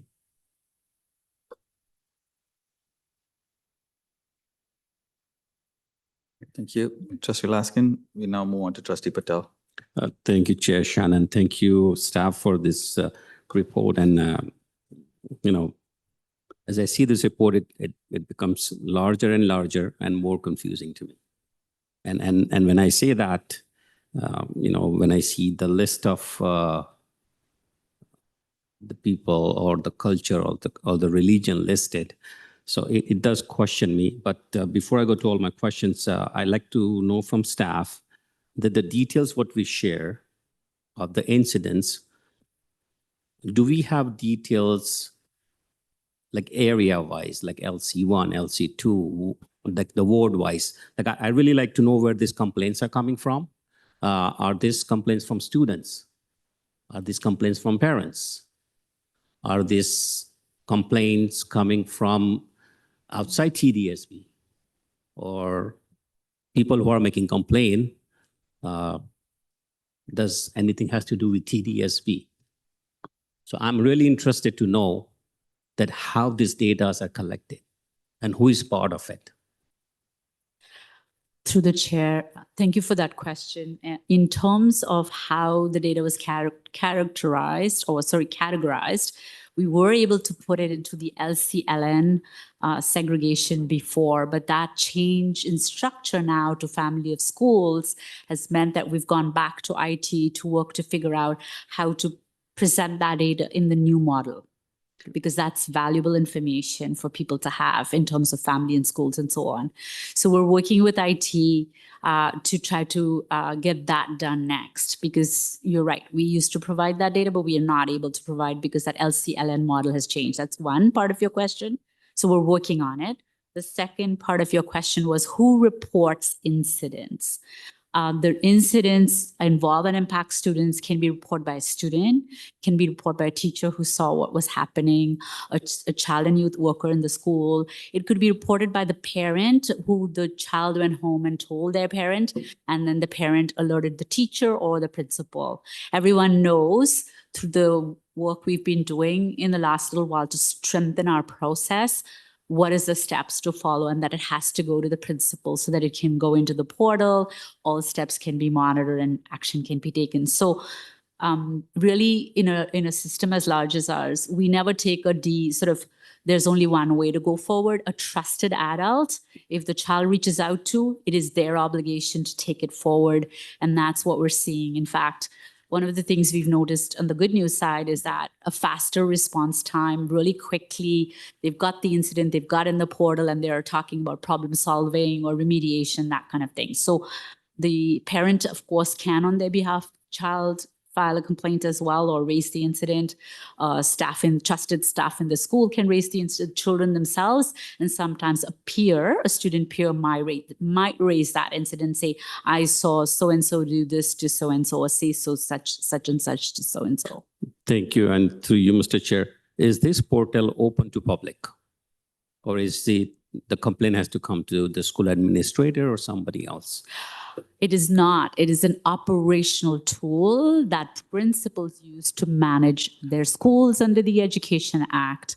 And so what it does is it allows principals to make sure they're taking all the necessary steps, and it alerts the superintendents that something's happening at the school. So the superintendent can jump in real time and look at and speak to the principal about. And what we've been hearing through the course of our work and equity and Superintendent Sense group also gets contacted a lot for help, is that how quickly the superintendent principals are talking about impact on students is priority, response, remediation, and so on. So it's an internal operational tool. No, it's not open to the public, and it is managed by under the authority of the principal of the school. Good. Thank you for that. And through you, Mr. Chair, location of incidents. I see it's called yard. What does it mean by yard? Is it outside the school property? Schoolyard. Schoolyard means outside the school, but within the schoolyard. Within the schoolyard. And it's hard to put a location. Sometimes they'll start arguing with each other in the hallway, and then they'll go into the schoolyard, or they might come on from walking to school and then on to, so the principals do their best to reflect where these incidents occur, and yard refers to schoolyard. So to you, Mr. Chair, I think it's 19% reported in the yard. That's what I saw. I cannot flip the pages right now, but that's what I saw. And it's the second largest, if I'm not wrong. Correct? Third largest, right? Now, this is where my question comes in. Trustee Patel, before you go to the question, if I can post the time quickly. Can I have a mover and a seconder to extend to 12? Trustee Hastings, Trustee Patel, all those in favor? Aye. Anyone opposed? Okay, that's carried. Thank you. Thank you, Trustee Shan. So this reporting can be, students reported because, as you said, like no adult is present during that time, right? So how credible those reports are in your take on this report?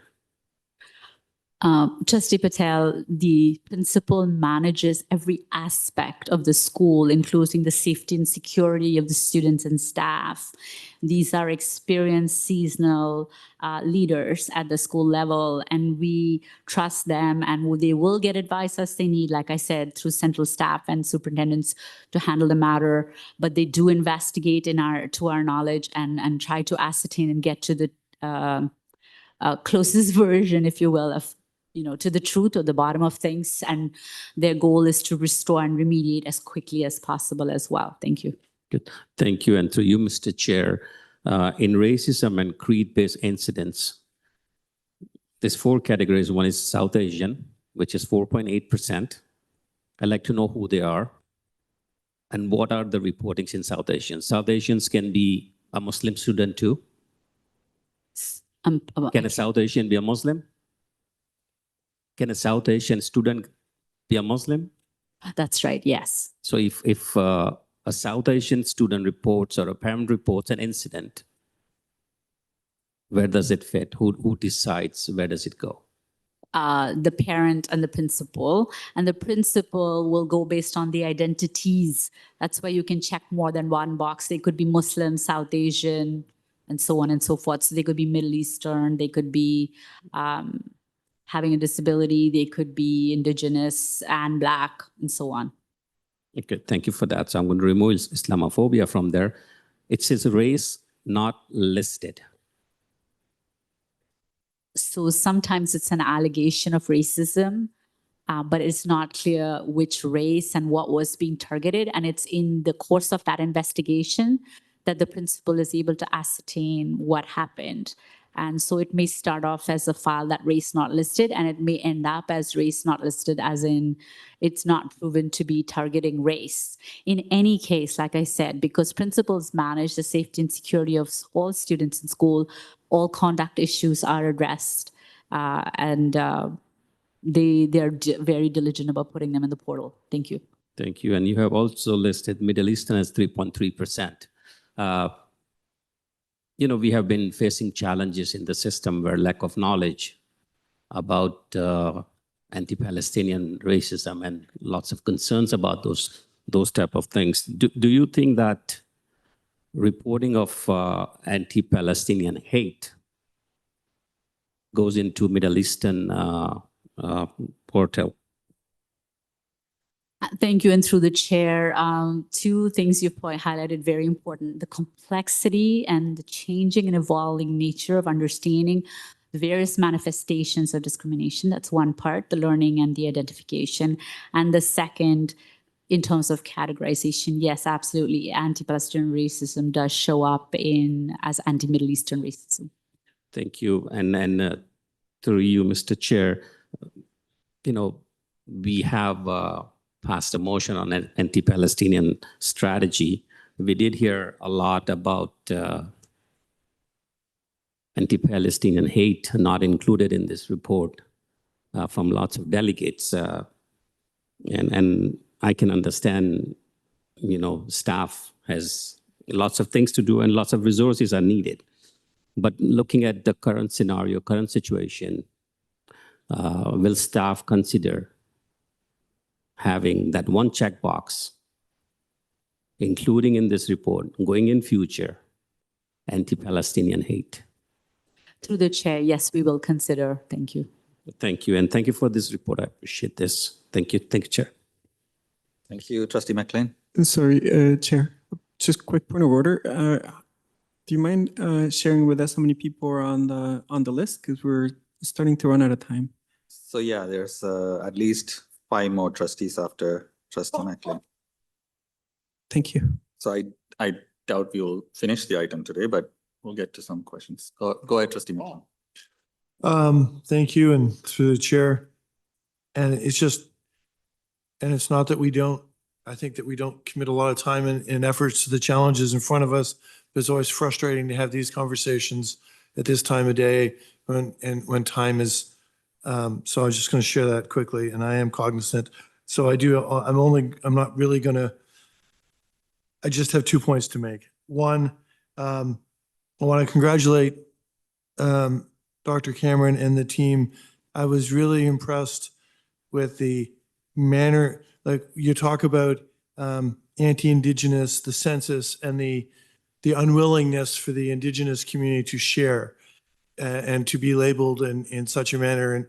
But you were able to ask the question about the 2S LGBT in a manner that broadened the bucket, which made it easier for them to share. And we got a better gauge as to, it's 22.5% of our students are either identify with being in the bucket or are challenging. And I think that's really important data, and really neat that you went about it differently and in such a manner that you created a safe place for them to give us the information.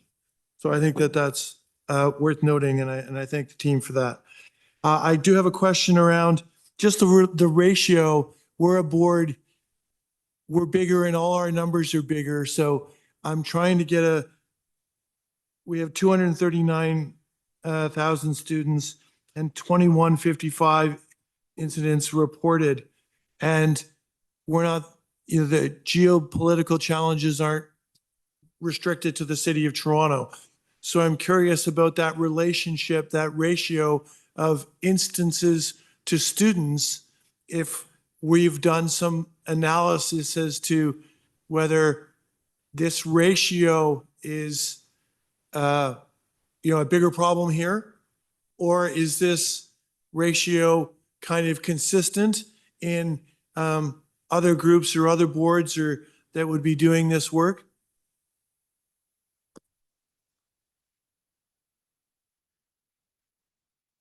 And through the chair, vast majority of boards don't collect this kind of data, so it's hard to do that comparison. And I'll pass it to Dr. Cameron. Thank you, System Officer Ibrahim, and Trustee McLean for the question and the comment. That's a really difficult question, because as you could see when you heard Mahajabeen talk about the portal itself and how the data is collected, you would have to find a jurisdiction that did it in the same way, including how the Ontario Human Rights Commission defines a human rights violation and an incident versus another jurisdiction, say Los Angeles as an example, or New York, how they might define that and how that might be collected and how that might be understood. 2,000 is too many. We all know this. We're in a huge system. You could see in the self-identified ethnicity identity chart how diverse our system is, which means that we truly are a global city. And so we are affected constantly by issues around global issues in general, and how that relates to our community, because it relates deeply to our community, and we all know this as well. The degrees to which that ratio is a strong ratio, and you'll see a Center of Excellence report as an example that's very positive in terms of our equity strategy. So in my own experience, having worked, this is my 4th jurisdiction that I've worked in a big city jurisdiction, including London, UK, LA, and San Francisco. We have an an equity strategy that's very solid. And the approach is a very, in my view and in my experience, a very strong approach that doesn't discount the concerns that we're expressing on this floor or that the delegates expressed on this floor or the worries we have inside of them, because they're very significant worries. And I think that's an important part of that puzzle piece. When Trustee Laskin talked about the numbers and the 600% versus the 48% versus the 4% increase, from my view, the 4% increase in a system our size is significant. It's as serious as it comes in terms of when you see big data in a big system and you see a 4% jump, and that's just in proportion to the 2,155. It's a very serious issue. So there's no intent to have erasure there.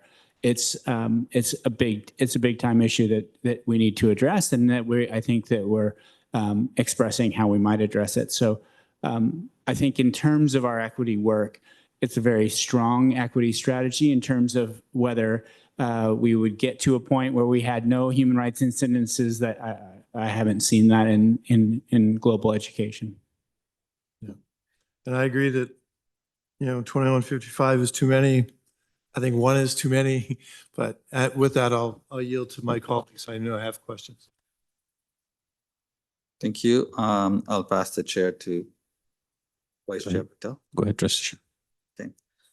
So quickly, I have a series of questions. First, the number of incidents in 2022, 2023 was only slight. 2020, then for next year, 2023, 2024 was only slightly higher. So if you're comparing percentages, it's almost good to compare instead of the numbers. Is that 127, right? Okay, so we can, if you're looking at percentages and numbers, it doesn't change much if you were looking at, because if it was a marked difference, then percentages would mean different. I saw the initial one where you had early intervention, de-escalation kind of things to prevent it from going to grievance or to formal complaint. Do we know what those complaints are? Because I'm very curious. Not all the time, if something doesn't go to formal complaint, is always a great thing. Sometimes we also experience that some of the serious complaints are often, people feel that they're not taken fully into consideration. Like we heard somebody earlier mention that it was one type and they settled for another type and so on. So can we get some data on what those 600 and I forget the number, 600 or and what type of incidents they are? Through the chair, very varied, but a significant number of those will be the duty to accommodate. So under human rights legislation, therefore our human rights policy, there is a duty to accommodate each ground. So if you have a disability, we have a duty to accommodate disability. That's why for students, we have a special education department. Duty to accommodate disability goes through disability management for staff. So duty to accommodate kind of questions, if I have a creed-based holiday that comes up on a work day, what am I supposed to do? Those kinds of questions. And those we are able to, and also if you look at the proportion, we're able to resolve very quickly, very early with the proper guidance. So often it's not an intention to hurt or harm. It's more not knowing how to do or identify, is this a human rights issue and what am I supposed to do about it? So the numbers really tell a story, right? 661 consultations, 132 complaints. So a lot of duty to accommodate come in there for what are our obligations, what does that mean when you say there's a duty to accommodate, that kind of learning. Sometimes it is to understand, is this a human rights issue? In our experience, if we tell someone, yes, this is a human rights issue, you should address it, they're pretty much quickly, okay, well, what are some ways we can address? Will this work? Will that work? So it's more about strategizing and understanding. So it's identification, issue identification and responding to addressing it. So what we're finding is that when we pay attention there, we can reduce and have an impact on the number of complaints. And that is the goal of that early intervention work and prevention work. Thank you. So is it fair to assume that through you, Mr. Chair, that those 661, the ones that didn't end up being formal complaint or grievances were actually resolved to the satisfaction of the people who are raising those complaints generally? That's correct, yes. And if they were not resolved, they would have escalated to a formal complaint. Thank you. When complaints are recorded, so for example, if there's a racial slur written in a classroom and it's about 30 children in the classroom, is it counted as 30 incident or one incident? Sorry, through the chair, if you could please repeat. If there's a racial slur or a particular creed was targeted at a graffiti or a racial slur written out on a classroom and 30 children witnessed it. Right. How is it recorded in terms of numbers of incidents? Through the chair, that would be the single incident. And then in the details, it will record impacted 30 students and how the remediation will take into effect how many students, and then the variety of responses that are necessary, and especially different steps in terms of prevention. So in my experience, at least what I've seen is that would be an incident that's recorded, and then they'll also talk about how they're trying to address that. So generally for something like that complex, they'll call an organizational response team meeting, which is built into the procedure to strategize. Thank you. So if it's in a play yard through you, Mr. Chair, and 10 students come and complain about it, or there are 10 students with their parents, would they be recorded at 10 incidents because 10 students are impacted, or is it one incident? I think the incidents are separated based on the nature of what's happening. So if one student called another slow and then the other one did something else, then those would be two separate incidents. But generally, if it's one particular, it'll be one incident and then assessed and reported based on how many were impacted things. Okay.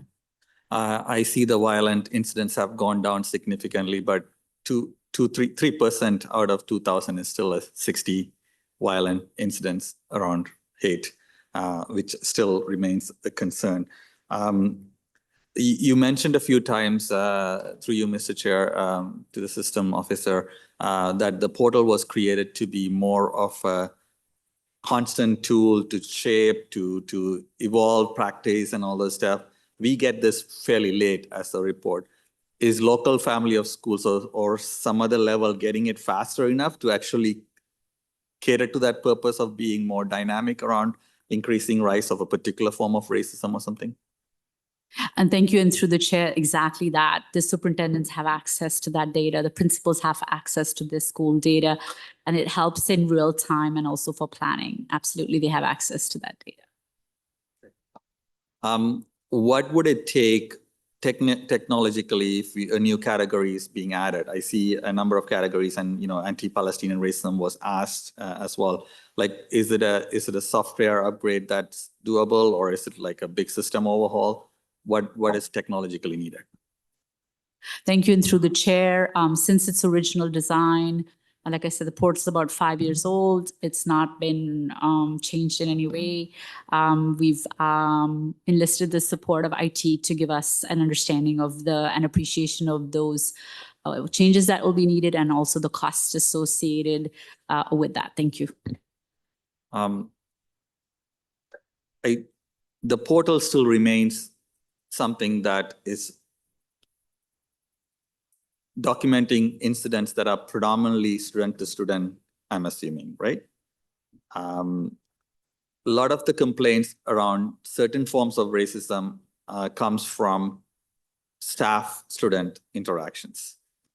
And either staff deliberately, or staff by ignorant, or staff by not having enough tool to understand. And there are a lot of times staff have apologized for that and resolved. But despite the outcome, are those being recorded? And would principals be required to record those by any form of memo or direction from the director, or is it discretion? Thank you. And through the chair, two parts to that answer. The first is, would anything that staff or anybody else does to a student be going into the portal? The answer is yes. And the second is, in terms of steps, there also is a procedure to go through in terms of taking any action against staff. And so people in culture and others will be involved. But there is a way to deal with that, mindful of the students' rights as well as the staff and due process. So it would be addressed. So do we have some sort of a process in which a principal would send a confirmation of having entered it as part of a requirement, or is it not necessary? So like, what is the process that is required of a principal that holds them accountable to document that? So for example, if that incident happened, it's almost like a police complaint, right? the police is supposed to give you a file because they can't, that way you know that they have documented it. But it's not something for the person to ask. Instead of asking the parents to ask, is it possible for a way in which principals are required to provide a confirmation of entry? Excellent question. And through the chair, the principal or any other supervisory authority to whom a concern or complaint is raised have to follow TDSB policy and procedures. And part of that follow-up includes talking to the affected party in terms of that they have followed up what's been done. The affected party, so generally it's the parent, can ask also directly to their child's principal about what action was taken, what is the preventative, any other concerns they may have. So it's a dynamic process within which that has to be addressed. Not only do they have an obligation that's legal, it's bound to their role and it's bound to their professional responsibilities as members of OCT, Ontario Teachers College. So we all have to do our jobs because we have that level of accountability and they have oversight through the superintendent. Okay. I still think additional layer of accountability on that would be helpful. I'll just finish off quickly. I think this tool is only useful if it can be expanded and given a lot more details and a lot more. I go back to the thing that if you need to put additional resources to make this data useful, because this is open to multiple interpretation from what's being provided. And I do think that we have a lot more work to do to make this tool more useful for us. Thank you. Thank you, Trustee Shan. I will pass on the chair. Trustee King. Thank you, through your chair. I want to thank System Lead Abraham and Dr. Cameron for the report. I appreciate that as a board, we collect and share this information. Not every board has that ability and that opportunity. And I just wanted to thank staff for one of the comments that was made in the presentation as well. You made a comment alluding to really emphasizing the spirit of policy and addressing impacts. And I think that's so important because, I've seen the difference in approaches in, dealing with a human being that's experienced harm versus, leading like you're dealing with policy. When I saw the report, I had many, many questions. For me, my questions go beyond the report of the numbers that are here, and it's more about the analysis. I think we're at the point where we really need to be shedding more light on what's happening for students and staff and what the impact of our responses is in terms of how we're meeting our obligations.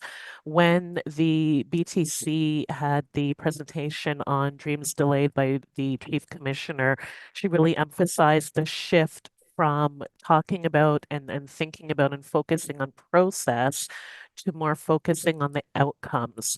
So many of my questions are really trying to understand where we can correlate data to the points earlier of having more information that's really meaningful to us. So I think in the interest of time, I'm just going to ask 2 questions where I'm looking for more information. And then I'll position my other questions as wonderings that you can kind of take away and reflect on. And we won't get to it today, but I do have a business arising as well. So just quickly, first question of staff, looking at the HRO complaints, so complaints from employees, of the 117 that were based on race, do we know how many of those were on grounds of anti-Black racism? We don't track human rights complaints at that granular level. The complaint form allows people to identify based on the code grounds and the policy grounds, those 17 grounds, race, religion, ethnicity, and so on. But based on looking at the files, I can tell you, yes, absolutely, there were complaints that arose from anti-Black racism in that group. So sorry, through the chair, are you able to get a sense of how much and the shift from year to year, or not so? We don't track that and we don't have the system, but certainly we can look at that in the future. Okay. But definitely there were complaints that addressed, cited identity being Black as a part of the complaint. Okay. And through the chair, I see that the majority of complaints received from employees belong to the QP staff group. Can you just remind us what type of roles fall under that affiliation?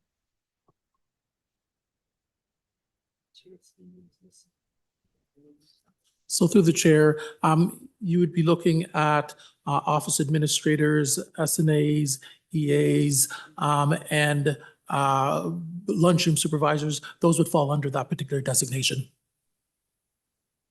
Okay, thank you. So I'll just group together some of my wonderings.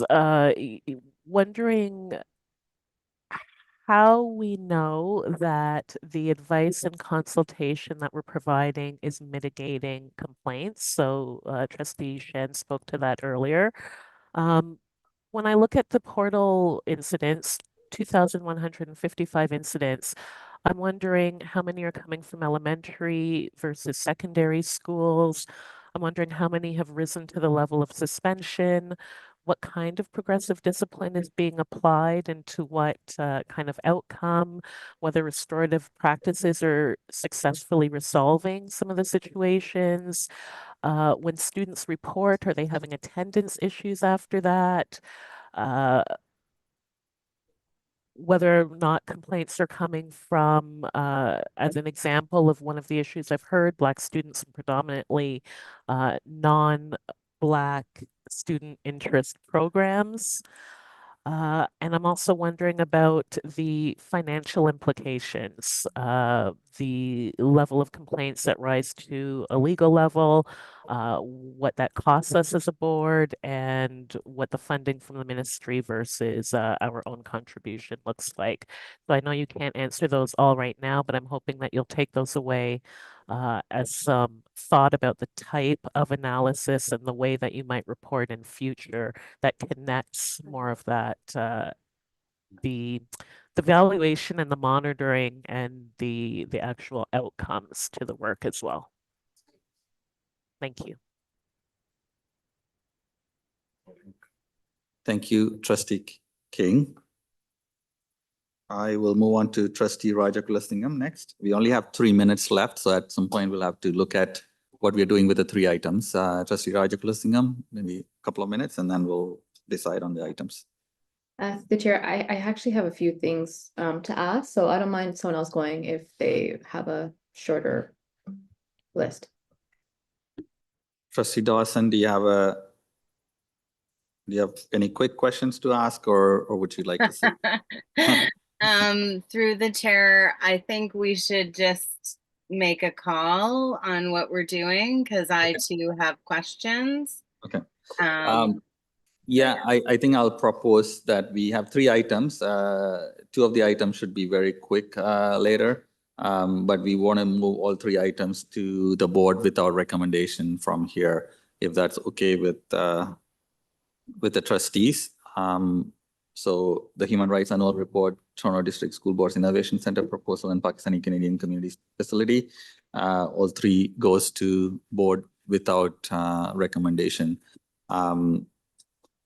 The only thing at that time, just so that trustees know, it will be a new list of questions, but only 1 set of questions per report.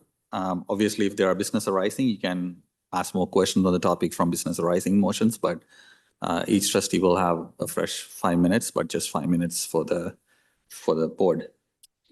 Okay, so can I have a mover and a seconder to trustee? You don't look at the hands up there? Where? I saw the hands, but we don't have time for, I have 3. Then we're coming back to it then. Yeah, so we have Trustee King, Trustee Raja Kulasingam, Trustee Dawson, Trustee Hastings on the list to speak. Then we'll come back to we're moving a motion to move it to the board. And then you move it to the board and it's gonna take a long time as it. Okay, Trustee Hastings, so if the motion on the floor that's moved by Trustee DeWittis and Trustee Arts fails, you can move a motion to come back. Okay, so because the motion. I want to come back. So because the motion is now to send this to board, all those in favor? Aye. Kristen Raja in favor. Okay. Anyone opposed? Trustee Hastings, anyone else opposed online? Okay. Seeing none, those three items will be moved to the board with our recommendation. And then we will adjourn. Can I have a mover and a seconder to adjourn? Trustee Didovitis? Trustee McLean, all those in favor?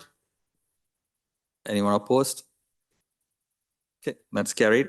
Thank you all. Have a great night.